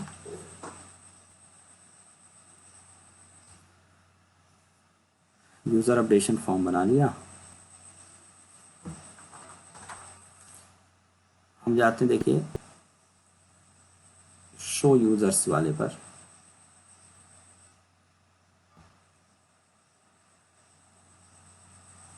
शो यूजर्स, अब इनकी हाइपरलिंक सेट करते हैं। एडिट में जहां पर मैंने हैश लिखा था, हमने कहा हैश नहीं, आपको कहाँ जाना है, आपको जाना है अपडेट यूजर पर। अपडेट यूजर पे तो जाना है, लेकिन अपडेट यूजर पे जाके भी क्या करेंगे, जब तक आप अपडेट यूजर को क्या नहीं देंगे, आप आईडी लेके जाइए। तो क्वेश्चन मार्क देखिए, जब भी आपको एक्स्ट्रा वैल्यू लेके जानी है then you need query string ID equal to. अब आईडी कौन सी लेके जानी है, आईडी जिस रो पर हैं हम उसी रो का ये वाला जो आईडी है। ठीक है, यही वाली आईडी मुझे सेंड करनी है, तो इसको मैंने कॉपी किया और आईडी इक्वल टू यही डबल कोट के अंदर ही मैंने ये लाइन लिख दी। तो क्या क्वेरी स्ट्रिंग बनी, जब पहली वाली रो पे क्वेरी स्ट्रिंग बनी update user dot JSP ID equal to जो भी इसकी आईडी होगी 1, तो यहाँ पर जहाँ परसेंट इक्वल टू यहाँ पे 1 रहेगा। अगली बार आईडी पर आईडी इक्वल टू यहाँ पे 2 छप जाएगी, अगली बार आईडी इक्वल टू 3 छप जाएगी, जो भी जिसकी आईडी होगी यहाँ पर वो वैल्यू रहेगी। तो अभी आप देखें अगर इसे, तो हमारा काम आधा तो होने लगा होगा, सिर्फ वहाँ डिस्प्ले कराना बाकी है। अगर मैं यहाँ एडिट पे क्लिक करता हूँ तो यहाँ कुछ अभी डिस्प्ले नहीं हो रहा है, लेकिन अगर आप यूआरएल चेक करें तो आपको दिख जाएगा update user dot JSP ID equal to 1 जा रही है। फिर मैंने बैक किया, इस दूसरे वाले एडिट पे अगर मैंने क्लिक किया तो इस बार update user dot JSP ID equal to 2 आ रही है। दैट मीन्स दूसरे वाले पेज पर मुझे अब ये आईडी मिल जाएगी। ठीक है, तो किस वाले पेज पे मिल जाएगी? अपडेट यूजर डॉट जेएसपी पर। तो देखिए अपडेट यूजर डॉट जेएसपी पर गए और इस फॉर्म के अंदर, ये फॉर्म के बाहर कहीं भी सबसे पहले मैं स्क्रिप्टलेट लगाया और वो आईडी निकाल लेते हैं जो आ रही है इसके पास। तो हमने यहाँ पे इंटीजर आईडी इक्वल टू हमने लिखा integer percent request dot get parameter ID. ये आईडी मुझे इंटीजर चाहिए, डेटाबेस में तो इंटीजर है ना, मुझे वहाँ इंटीजर लेके जाना। वो आईडी यहाँ पर आ गई। अब जैसे ही आईडी आ गई तो मुझे उसी आईडी का सारा रिकॉर्ड निकाल लेना है और मुझे यहाँ फॉर्म पे दिखा देना है। इतना ही तो काम है। तो यहाँ पर again try and catch block का काम आ जाएगा।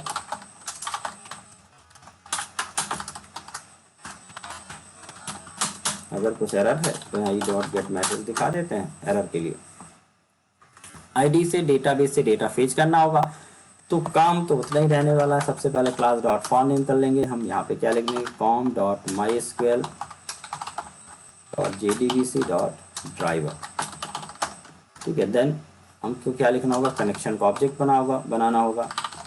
Connection con equal to driver manager dot get connection. देखिए कंट्रोल स्पेस करते जाएंगे ना, इंपोर्ट ऑटोमेटिकली करता जाएगा। अगर ऊपर जाके देखें आप, देखें import dot Java dot SQL dot driver manager ने इंपोर्ट कर लिया। तो जैसे जैसे हम आगे बढ़ेंगे ऑटोमेटिकली इंपोर्ट करता जाएगा वो। कनेक्शन कन कर लिया।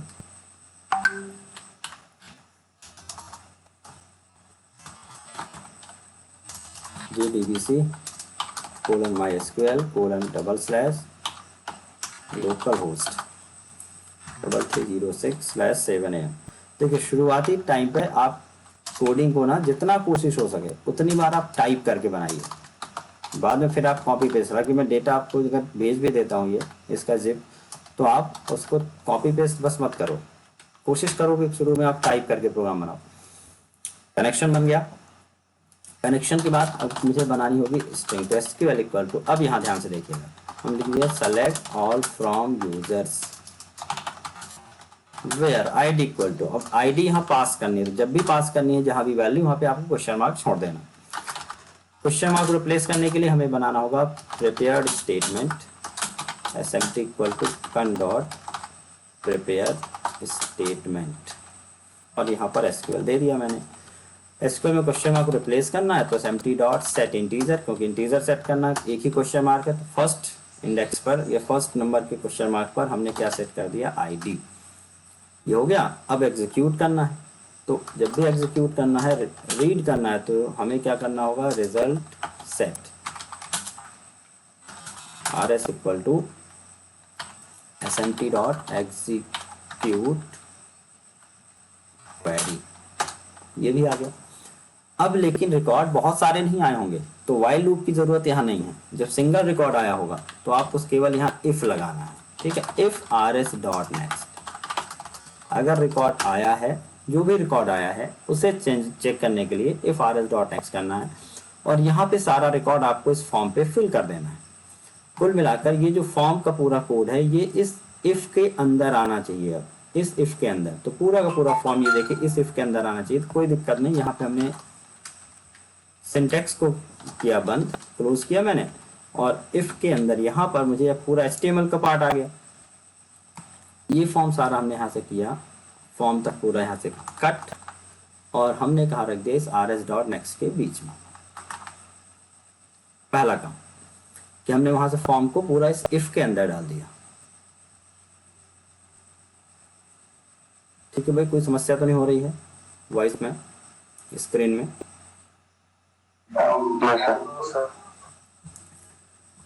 अब ये जो फॉर्म है पूरा का पूरा इस कंडीशन के अंदर आ गया। अब कंडीशन के अंदर आ गया है। अब यहाँ पर देखिए इंटर नेम, एक चीज और रखनी पड़ेगी अब आईडी भी, क्योंकि इस बार तो हम शो कर रहे हैं ना। तो TR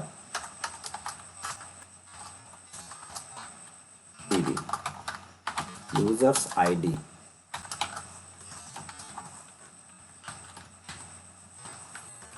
यूजर्स आईडी भी दिखानी, बट आईडी अपडेटेबल नहीं रखनी है। तो टीडी देखिए, इनपुट टाइप इक्वल टू आपको देना है टेक्स्ट, नेम इक्वल टू हमने दे दिया ID, and value equal to हमने दे दिया वैल्यू। देखिए वैल्यू सारी की सारी आरएस में है, आरएस डॉट गेट इंटीजर, जैसे हम वहां पे लिख रहे थे जब पेश कर रहे थे आईडी।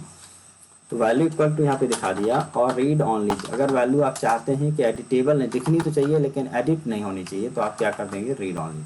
यहाँ पर आ गई आईडी।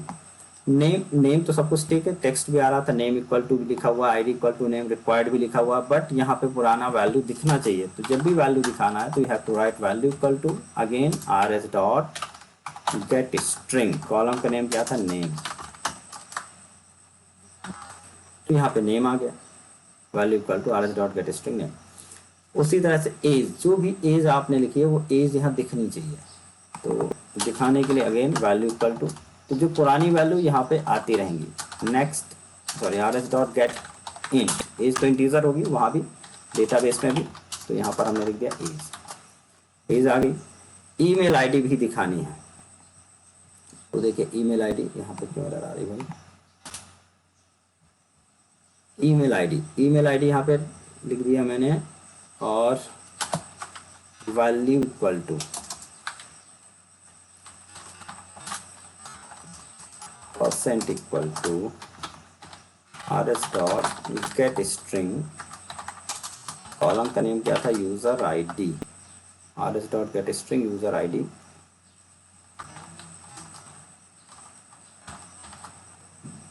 यूजर आईडी हो गया, लेकिन ये यूजर आईडी भी एडिटेबल नहीं रखनी है, तो इसको भी हमने कर दिया रिक्वायर्ड एंड रीड ऑनली। कुछ चीजें ऐसी रहती हैं जिसे आप एडिटेबल नहीं रखना चाहते हैं। देन अब देखिए पासवर्ड वाला कॉन्सेप्ट यहाँ नहीं रखना है, क्योंकि पासवर्ड के लिए अलग ही पैनल बनता है अपडेट पासवर्ड का। तो मैंने फिलहाल यहाँ से पासवर्ड का कॉन्सेप्ट हटा दिया, ठीक है, पासवर्ड हटा दिया यहाँ से। अब यहाँ पर देखिएगा सेलेक्ट योर जेंडर लिखा हुआ रहा है, लेकिन यहाँ पर जो जेंडर पहले से ही डेटाबेस में स्टोर था वो सेलेक्टेड आना चाहिए, ठीक है। अभी यहाँ तक देखते हैं काम हो रहा है कि नहीं हो रहा, इतना पहले देख लेते हैं। हमने इसको बैक किया, यहाँ से हमने कर दिया एडिट, फर्स्ट वाले पे क्लिक किया, तो ये देखिए फर्स्ट वाले पे जैसे ही आप गए आपके पास डेटा आने लगा फर्स्ट वाले रिकॉर्ड का। यूज़र आईडी 1 आ रहा है, जिसे आप चेंज नहीं कर सकते, देखिए चेंज नहीं हो रहा। रमेश कुमार है, इसको रमेश कुमार हमने त्रिपाठी लिख दिया, ये चेंज हो रहा है। एज 20 था, 21 भी हो रहा है। अब ये भी चेंज नहीं होगा क्योंकि ये भी एडिटेबल नहीं है। यहाँ पर मुझे डेटा जो पहले से डेटाबेस में डाला हुआ है वो सेलेक्टेड चाहिए। हम तो चेंज कर ही सकते हैं यहाँ से, लेकिन मुझे पहले पता भी तो होना चाहिए कि इसने पहले से क्या सेलेक्ट करके रखा है। यहीं पर थोड़ा सा एक्स्ट्रा लॉजिक लगाना है मुझे कि ये चीज़ पहले वाली सेलेक्टेड चाहिए, जहाँ पे यूज़र चाहे तो चेंज कर सकता है। और उसके बाद यहाँ पे अपडेट की बटन बनाएंगे, और जैसे अपडेट के बटन बनाएंगे ये अगेन किसके पास रिक्वेस्ट लेके जाएगा, सर्वलेट के पास रिक्वेस्ट लेके जाएगा। तो यहाँ पर देखिए हमें कैसे लिखना है कि जो भी जेंडर है ऑलरेडी सेलेक्टेड है कि नहीं।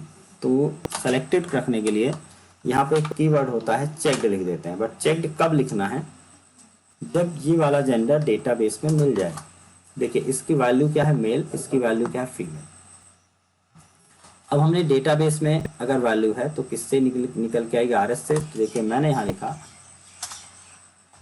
परसेंट इक्वल टू, अब कंडीशनल एक्सप्रेशन लगा देते हैं, RS डॉट गेट स्ट्रिंग, वहां पे कॉलम का नेम क्या था, जेंडर। अगर हमने लिखा डॉट इक्वल्स, अगर इक्वल्स इग्नोर केस लिख देते हैं, इक्वल्स इग्नोर केस, किसी भी केस में अगर वहां पर मेल लिखा हुआ है, मेल, ठीक है, अगर मेल लिखा हुआ है तो क्या करना है आपको, यहाँ पे प्रिंट कर देना है चेक्ड। अदरवाइज क्या प्रिंट करना है, नथिंग, कुछ भी नहीं।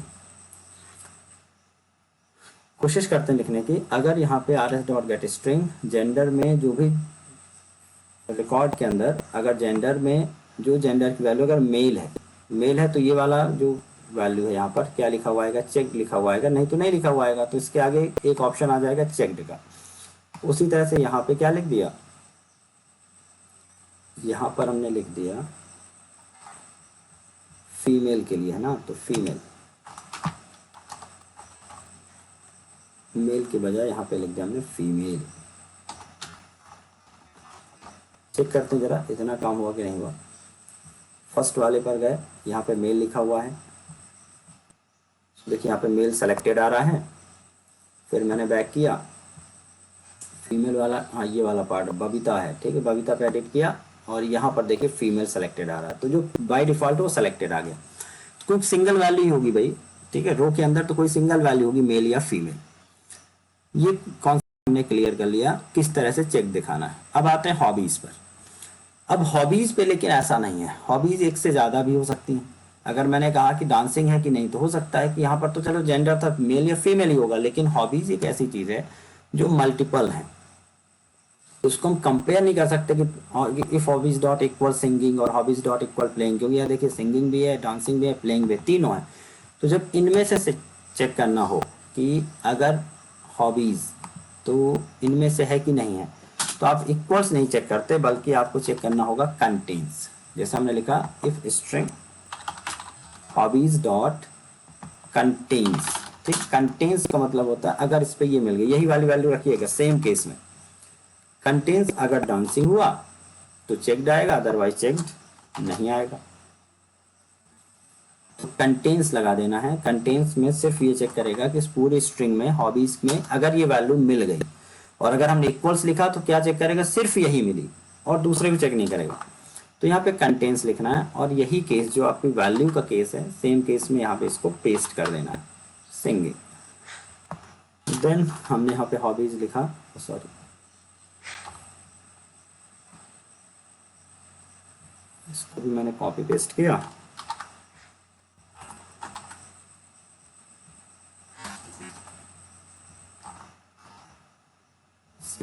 इसको किया प्लेइंग और इसको किया कुकिंग।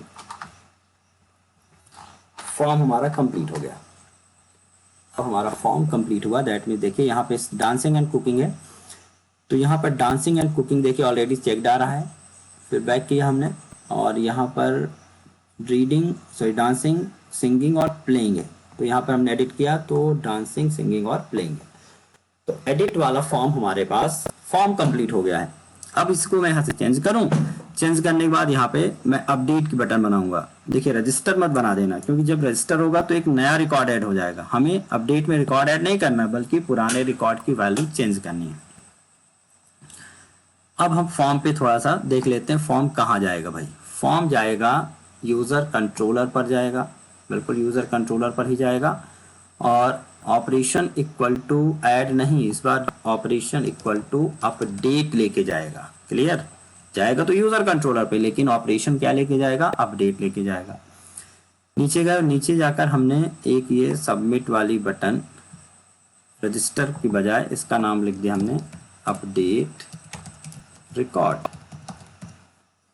इसका नाम लिख दिया मैंने अपडेट रिकॉर्ड।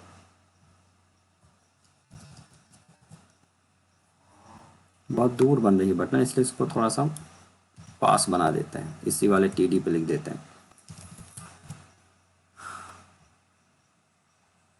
देखिए अपडेट रिकॉर्ड आ गया, वो वाला टीडी हमने हटा दिया। कौन सा, रीसेट वाला हमें काम नहीं चाहिए फिलहाल, तो रीसेट की वैल्यू हमने हटा दी। ठीक है, रीसेट का बटन हमको चाहिए नहीं अभी, रीसेट ऊपर आ गया था। ये देखिए अपडेट रिकॉर्ड का ऑप्शन यहाँ पे आ जाएगा।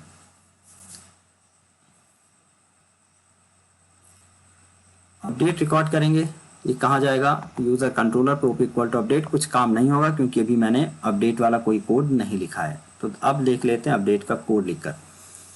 तो अपडेट का कोड कहाँ लिखना है, यूजर कंट्रोलर पर। यूजर कंट्रोलर पे भी ये डू पोस्ट में ही जाएगा, क्योंकि हमने मेथड इक्वल टू पोस्ट लिखा है। तो देखिए हमने अगली बार इस इफ के बाद चेक किया मैंने एल्स इफ, अगर OP dot equal ignore case क्या आया हुआ है, अपडेट आया हुआ है, अपडेट। एक चीज और चेक करनी होगी, if OP not equal to null, if OP not equal to null and, तो यहां पर एक अलग टास्क होगा। एक चीज क्लियर रखना, अगर मैं सर्वलेट को सीधे यहाँ से रन कर दूं तो सर्वलेट का क्या चलेगा, डू गेट चलेगा, डू पोस्ट नहीं, और डू गेट में कुछ लिखा नहीं मैंने। तो एक ऑप्शन और आप यहाँ रख सकते हैं, अगर कभी सर्वलेट यहाँ से रन हो जाए सर्वलेट, तो बाय डिफॉल्ट ये रिडायरेक्ट हो जाए किस पे, व्यू वाले पर, शो डेटा पर, ठीक है। अब ये कहीं नहीं जाएगा, अभी ये एम्प्टी दिखाएगा। तो इस तरह की कोडिंग भी हमें करनी चाहिए। अगर आप डू गेट में हैं, डू गेट चल रहा है और चेक करोगे डू गेट में कोई रिक्वेस्ट नहीं आई, कोई ओपी नहीं आया है, तो आप सीधे उसे कहाँ भेज दो, इसके पास, शो यूजर्स के पास। तो कैसे चेक करेंगे हम, दो लाइनें तो देखिए कॉमन रहती हैं। पहली लाइन क्या रहती है, response dot set content type text/html and print writer out equal to response dot get writer, then string op, op यहाँ भी निकालना है, op equal to request dot get parameter op। यहाँ पर एक कंडीशन लिख दी, if op equal to null, अगर op इक्वल टू नल है तो रिस्पॉन्स डॉट सेंड रिडायरेक्ट, इस वाले पे चले जाओ भाई, शो यूजर्स डॉट JSP। ये इसलिए बना दिया ताकि अगर सर्वलेट हम यहाँ से रन करते हैं तो सर्वलेट बाय डिफॉल्ट उसको रिडायरेक्ट कर देगा किस वाले पर, अब शो यूजर्स वाले पे। तो ये देखिए सर्वलेट रन कर रहे हैं तब भी सर्वलेट रन नहीं होगा, तो गलती से अगर सर्वलेट रन होता है तो एक्सेप्शन आए, इसलिए इस तरह की कोडिंग करनी चाहिए आपको। एक इशू और आएगा आपके पास, अगर आपने अपडेट वाला पेज डायरेक्टली रन किया, ये कल की क्लास मैंने बताया था कि अगर आपके पास कोई डेटा किसी दूसरे पेज से आ रहा है, जैसे यहाँ पे डेटा आ रहा था इंटीजर, तो हमें पहले वो पेज रन करना है जहां से डेटा आ रहा है। अगर आपने गलती से ये पेज रन किया तो एक्सेप्शन आएगा, क्योंकि इससे क्या नहीं मिलेगा, आईडी नहीं मिलेगी, और आईडी मिलेगी नल। तो देखिए उसको नल को इंटीजर डॉट पारसेंट करने जाएगा तो आ जाएगा एक्सेप्शन। तो यहाँ पर कैसे करना है ये भी हमने कल आपको बताया था। कभी इस तरह की सिचुएशन आए, अगर ये नल आ रहा है तो पहले इसे आप स्ट्रिंग के फॉर्मेट में निकालो, अगर नल है तो उसे 0 कर दो, या फिर नल है तो उसे रिडायरेक्ट कर दो किस पे, किसी और वाले पे। तो देखिए यहाँ भी कंडीशन मैंने वैसे लगा दी, इफ, मैंने लिखा इफ अगर रिक्वेस्ट डॉट गेट पैरामीटर, यहाँ पे क्या आ रहा था, आईडी आ रहा था, आईडी इक्वल टू नल अगर आ गया, अगर आईडी इक्वल टू नल आ गया तो रिस्पॉन्स डॉट सेंड रिडायरेक्ट, हमें कुछ नहीं करना, सीधे कहाँ पे चले जाना है, शो यूजर्स डॉट JSP पर। और अगर ऐसा नहीं आया है तो आप ऐसा कर लीजिए, एल्स में सारा कोड यहाँ पे लिख दिया मैंने, जितना भी कोड था ये पूरा का पूरा, ये देखिए ट्राई के अंदर हमने क्या लगा दिया, एल्स।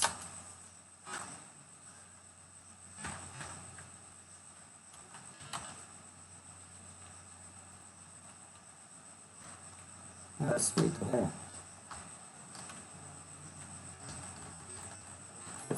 इसके बाद ट्राई लिखा हुआ है, ट्राई लिखा हुआ है, ट्राई का क्लोज हुआ, ट्राई के बाद सॉरी यहाँ नहीं, इसके बाद एल्स क्लोज होगा यहाँ पर।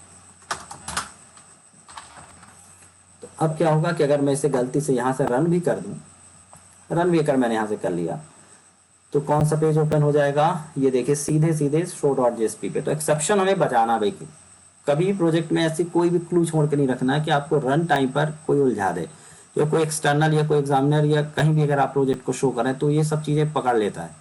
सबसे पहले यही चीज़ें पकड़ता है कोई भी एग्जामिनर या कोई भी इंटरव्यूअर होता है कि भाई आप प्रोजेक्ट दिखाइए, और प्रोजेक्ट में देखेगा ये देखिए मैंने पेज रन किया, आपका पेज तो एक्सेप्शन दे रहा है। अब वहाँ पर हम उलझ जाते, बात नहीं कर पाते, जवाब ही नहीं दे पाते कि दिक्कत क्या हो गई। तो छोटी छोटी प्रॉब्लम से इनको अपन यहीं पे शॉर्ट आउट करते चले जा रहे हैं। क्लियर है भाई? तो अगर किसी पेज पे हम जा रहे हैं, डेटा रीड हो रहा है तो एक्सेप्शन जनरेट करेगा ही, अगर डेटा नहीं मिला तो आप इतना सा काम कर दीजिए कि अगर डेटा नहीं मिल रहा तो उसे रिडायरेक्ट कर दीजिए किसी और पेज पे जहां से डेटा लेना है। अब ये प्रॉपर चलेगा, तो यहाँ पे इसी पेज से आएंगे, और अगर हमने डायरेक्टली आया तो क्या करेगा, वो उस पेज पे पहुंचा देगा।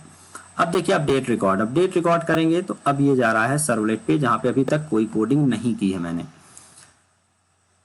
तो यूजर कंट्रोलर पे गए, और यहाँ पर देखिए हमने एक नया एल्स इफ जोड़ा। अगर अपडेट की रिक्वेस्ट आई है तो क्या करना, सब कुछ वही करना है, डेटा फेच करना है फॉर्म से, लेकिन क्वेरी अपडेट की चलानी है। मतलब ये वाला कोड पूरा का पूरा, ये जो मैंने ऐड पे किया था, ठीक है, ये जो पूरा कोड मैंने ऐड भी किया था उसी तरह से करना। पहले फॉर्म से सारा डेटा पढ़ लो और डेटा पढ़ने के बाद आप डेटा को अपडेट की कमांड से इंसर्ट कर लो। बस क्वेरी थोड़ी सी चेंज होगी तो हम बना देते हैं। तो डेटा तो फॉर्म से ला के लेके आना ही पड़ेगा, क्योंकि जब तक हम डेटा रीड नहीं करेंगे तो पता कैसे चलेगा मुझे क्या डालना है। सो देखिए डेटा क्या क्या आ रहा, फॉर्म का डेटा हमने पढ़ा, फॉर्म्स डेटा नेम आ रहा था, ठीक है, आईडी भी आ रही है अब, लेकिन याद रखेंगे इंटीजर आईडी भी आ रही है, integer dot percent request dot get parameter ID. अब आईडी भी आ रही है, आईडी आया, नेम आया, एज आया, यूजर आईडी। पासवर्ड नहीं आ रहा, इसको मैंने कमेंट कर दी, हटाया नहीं, पासवर्ड नहीं आ रहा, जेंडर आ रहा है और हॉबीज आ रहा है, ठीक है, सब कुछ आ रहा है। अब यूजर आईडी भी आ रही है, ठीक है। हमने क्या कहा, यूजर आईडी तो अपडेट करनी नहीं है, लेकिन फिर भी सब कुछ अपडेट होने दो। और हॉबीज कॉमा सेपरेटेड करनी होगी, तो अगेन ये कोड लिखा हुआ है। अब यहाँ पर आ जाते हैं, इंसर्ट इनटू की कमांड हटा दी मैंने। कमांड क्या लिखी, बस कमांड का ही सारा खेल है। देखिए हमने लिखा update users set, ID equal to लिखने की जरूरत नहीं, क्योंकि आईडी सेट होगी नहीं। तो क्या क्या सेट होगा, नेम इक्वल टू यहाँ नेम की value, comma age equal to यहाँ एज की वैल्यू, या user ID equal to, user ID भी अपडेट नहीं कर रहे हैं तो इसको यूजर आईडी भी मैं छोड़ सकता हूँ, age equal to question mark, password update कर नहीं रहे हैं। देन हमने लिखा gender, gender equal to question mark and hobbies equal to question mark, जो जो भी आप चेंज करना चाह रहे हैं। जैसे मैंने क्या देखा, name age user ID gender and hobbies, name age user ID gender, sorry, तो नेम हो रहा है चेंज, एज हो सकती है, जेंडर एंड हॉबीज, चार ही चीज चेंज हो सकती है। तो name age gender and hobbies कहाँ पर, where ID equal to question mark, जहां पर आईडी आपने जो भी आईडी आई है, तो जो पहली आईडी आ रही है वो सिर्फ किसके लिए काम करे, कंडीशन के लिए काम करेगी। जहां भी आपने आईडी सेलेक्ट की है उस आईडी पर जाकर ये सारी चीजें बदल देनी है। तो अब इस बार ये क्वेश्चन मार्क 1 कहलाएगा, ये क्वेश्चन मार्क 2 कहलाएगा, ये कहलाएगा 3, ये कहलाएगा 4 और आखिरी वाला 5। तो देखिए यहाँ पे 1 पे नेम है, ठीक है, सेकंड पे सेट इंटीजर एज है, ये भी ठीक है, थर्ड पर आ जाएगा जेंडर, थर्ड पर आ जाएगा जेंडर, फोर्थ पर आ जाएगा हॉबीज एंड फिफ्थ पर, अब फिफ्थ पर आ जाएगा सेट इंट एसएमटी डॉट, क्योंकि इंटीजर है, आईडी है, तो फिफ्थ पर हमने दे दिया आईडी। हो गया काम। एग्जीक्यूट हॉबीज, हॉबीज नहीं सॉरी एचबीएस, उसका हमने एचबीएस में कर लिया था कॉमा सेपरेटेड करके। एग्जीक्यूट रीडर किया, सॉरी एग्जीक्यूट अपडेट किया, और एग्जीक्यूट अपडेट कब चलेगा, जब इंसर्ट अपडेट डिलीट की क्वेरी होंगी। एग्जीक्यूट क्वेरी कब चलेगा, जब सेलेक्ट की क्वेरी होगी। एग्जीक्यूट अपडेट किया, उसके बाद अपडेट करने के बाद ये कहाँ पहुंच जाएगा, शो यूजर पे पहुंच जाएगा। मतलब हमारा काम हो जाना चाहिए इससे।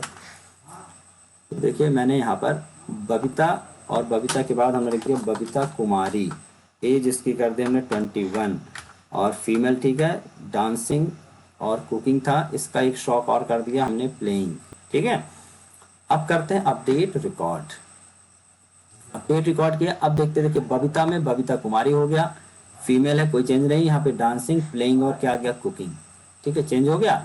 वापस चेंज करते हैं, किसी को रमेश कुमार, देखिए इसको रमेश कुमार त्रिपाठी कर लेते हैं, डांसिंग केवल एक इनका शौक था डांसिंग, तो रमेश कुमार हमने किया त्रिपाठी, इनके एज हमने कर दी 25 साल, फीमेल मेल है, ठीक है, डांसिंग, और हमने कर दिया इनका प्लेइंग। अपडेट रिकॉर्ड, देखिए रमेश कुमार त्रिपाठी हो गए, डांसिंग और प्लेइंग हो गए। तो ये रिकॉर्ड डेटाबेस में चेंज हो रहा है, यहाँ केवल दिख रहा है। क्रूड का ऑपरेशन में बचा क्या, डिलीट। अब डिलीट करना है तो कोई रिकॉर्ड इंसर्ट तो करना नहीं, मुझे पूरा डेटा लेके जाना है, फिर वहां जाके अपडेट या चेंज करना, ऐसा कुछ नहीं करना। तो डिलीट करना है तो केवल मुझे इसकी आईडी चाहिए, और आईडी लेके हाइपर लिंक है, क्योंकि अब डिलीट है तो अपडेट की कमांड, क्योंकि डेटाबेस में चेंज होने वाला है। और जब भी डेटाबेस में कोई चेंज होगा तो रिक्वेस्ट हमेशा किसके पास से जाएगी, सर्वर के पास जाएगी, याद रखेंगे। तो डिलीट भी किसके पास जाएगा, सर्वर के पास जाएगा, क्या लेकर, आईडी लेकर, आईडी लेके जाएगा, और ये सर्वर उस आईडी को यहाँ से क्या कर देगा, डिलीट। अब क्योंकि ये हाइपर लिंक के थ्रू लेके जाएगा, तो हाइपर लिंक हमेशा किसके पास जाती है, डू गेट के पास जाती है, याद रखेंगे, डू गेट के पास जाती है। तो डिलीट की जो क्वेरी है वो कहाँ चलने वाली है, डू गेट में चलने वाली है। तो यहाँ सबसे पहले चेंज करते हैं कि कैसे लेके जाना है आपको। शो यूजर्स पे गए, शो यूजर्स पे जाना है और यहाँ पर हमने चेंज किया, देखिए डिलीट वाले पर, आखिरी वर्क बचा हुआ है, इसको खत्म ही कर लें अपन। HREF हमने कहा नहीं, इस बार डायरेक्टली सर्वलेट के पास जाओ। सर्वलेट का नाम होगा हमारे पास यूजर कंट्रोलर। सर्वलेट में कोई एक्सटेंशन लगाना नहीं है। यहाँ पे दो ऑप्शन, OP इक्वल टू क्या लेके जाओ, डिलीट। देखो सभी लोग OP लेके जा रहे हैं। अपडेट वाला OP इक्वल टू अपडेट लेके जा रहा था, ऐड वाला OP इक्वल टू ऐड लेके जा रहा है। यहाँ पर OP इक्वल टू डिलीट लेके गए, क्योंकि वहां पर OP को चेक करना जरूरी है। लेकिन साथ ही साथ एक चीज और जाएगी, वो क्या होगी, इसकी आईडी। तो जब भी एक से ज्यादा डेटा जाएगा तो बीच में आपको लगाना एंड आईडी इक्वल टू वैसे ही जाएगी rs डॉट गेट इंट, क्योंकि हम लूप के अंदर तो है ही हैं आईडी। तो जिस भी लूप पे जिस टाइम पर जो भी आईडी यहाँ पे सेंड हो रही थी एडिट में, उसी तरह से आईडी किस पे चली जाएगी, डिलीट के साथ। तो डिलीट डायरेक्टली किसके पास जाएगा, यूजर कंट्रोलर के पास जाएगा, और यूजर कंट्रोलर के पास जाकर क्या दे देगा, आईडी दे देगा, और आईडी से उस डेटा को ये क्या करेगा, डिलीट करने का कोडिंग करना पड़ेगा। ठीक है, यूजर कंट्रोलर के पास जाएंगे, क्योंकि एक जाएगा डूगेट में। डूगेट में देखिए हमने क्या लिखा हुआ है, डूगेट में सिर्फ इतना लिखा हुआ है कि अगर आईडी इक्वल टू नल है तब तो शो यूजर पे जाओ, लेकिन अगर ऐसा नहीं है, OP इक्वल टू अगर नल है तो वहां पे जाना था। If OP not equal to null and OP dot equal ignore case क्या आया हुआ है, डिलीट आया है, तो मुझे यहाँ पे डिलीट की क्वेरी चलानी है और कहाँ रिडायरेक्ट कर देना, उसी वाले पेज पर, शो यूजर पर। तो क्वेरी चलानी है तो ट्राई कैच वैसे ही रहेगा। देखिए ट्राई कैच सिर्फ ले लेते हैं हम, डेटा ज़्यादा निकालना नहीं यूजर से, तो ट्राई कैच हमने लिया, कंट्रोल से किया, और यहाँ पर देखिए क्या लिखा हमने। सबसे पहले अगर आपको डिलीट करना है तो आईडी निकालिए, आईडी भी तो आ रही है, integer ID equal to integer dot parsing request dot get parameter ID. ID भी तो आ रही है ना डिलीट के साथ, तो आईडी आ गई। क्लास डॉट फॉर नेम किया, सब कुछ किया, ये कि कमांड बदल जाएगी। अब कमांड क्या बदल जाएगी, डिलीट फ्रॉम हो जाएगा, delete from users where ID equal to question mark. Prepared statement में केवल एक ही क्वेश्चन मार्क है और वो इंटीजर है। सेटिंग फर्स्ट पर हमने क्या भेज दिया, आईडी, बाकी कुछ रन होने की जरूरत है नहीं। और क्योंकि डिलीट चल रहा है तो एग्जीक्यूट अपडेट ही चलेगा, कोई दिक्कत नहीं यहाँ पर। और एग्जीक्यूट अपडेट करने के बाद शो यूजर पे जा ही रहा है। तो ये देखिए आईडी से काम हो जाना चाहिए। मैंने इसको किया रिफ्रेश और आखिरी शुरू करते हैं कि इस डिलीट पे गए, रीता साहनी पर 7 नंबर पे मैंने क्या डिलीट, डिलीट अभी नहीं चल रहा है, आई थिंक सेव नहीं है हमारा प्रोग्राम, हाँ सेव नहीं, इसको हमने किया सेव और हमने इसे किया रिफ्रेश।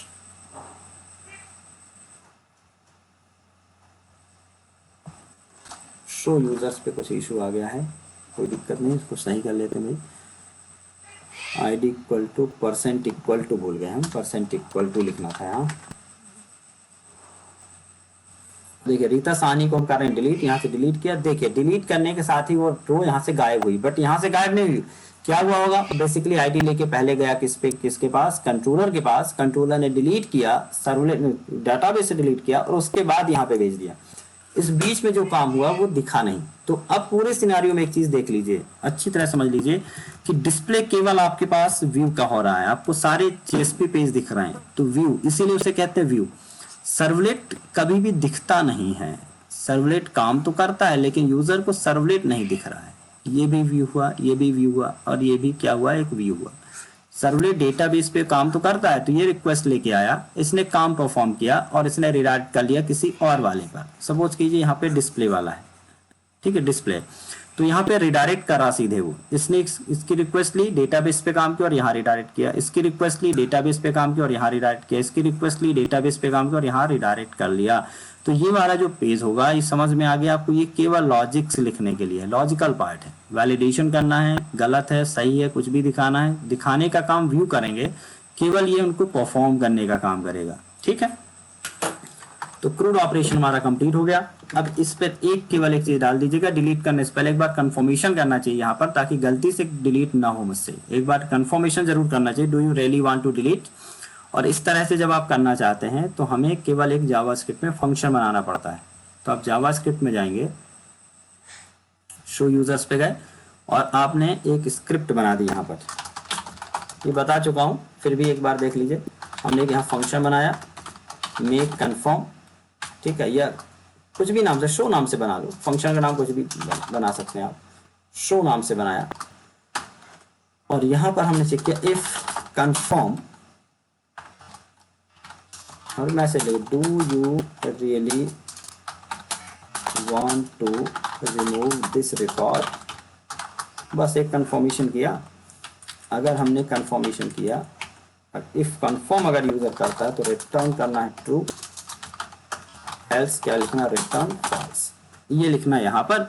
और इस फंक्शन को उस डिलीट वाले पे कर लेना है कॉल, डिलीट वाले पर करना है कॉल। और कॉल करते समय ध्यान किस चीज का रखना है कि ऑन क्लिक इक्वल टू, यहाँ पे रिटर्न जरूर लिखना, रिटर्न के साथ मुझे लिखना है शो, रिटर्न के साथ, अदरवाइज लिंक काम नहीं करेगी वो। मैंने फिर से किया रिफ्रेश। अब अगर मैंने इस डिलीट पे क्लिक किया तो देखिए एक मैसेज आ रहा है, do you really want to delete, मैंने कहा कैंसिल, तो कुछ भी नहीं हो रहा, ठीक है, कुछ भी नहीं हो रहा, कैंसिल किया। और जैसे ही मैंने कर दिया यस ओके, तो रिकॉर्ड क्या हुआ, डिलीट हो गया। तो ये कंप्लीट हो गया जो हमें पढ़ाना था जेएसपी के साथ और सर्वलेट के साथ मिक्स करके। इसकी प्रैक्टिस कर लीजिए अच्छी तरह से, क्योंकि अब धीरे धीरे लेवल बढ़ता चला जाएगा क्लास का, धीरे धीरे चीज़ें कॉम्प्लेक्स होंगी लेकिन कठिन नहीं होंगी, याद रखें। अगर आप प्रैक्टिस करते हैं कुछ भी कठिन नहीं लगेगा, सब कुछ धीरे धीरे क्लियर होता चला जाएगा। तो आज की क्लास यहीं तक करते हैं, कोई डाउट हो तो मुझसे पूछ लीजिए।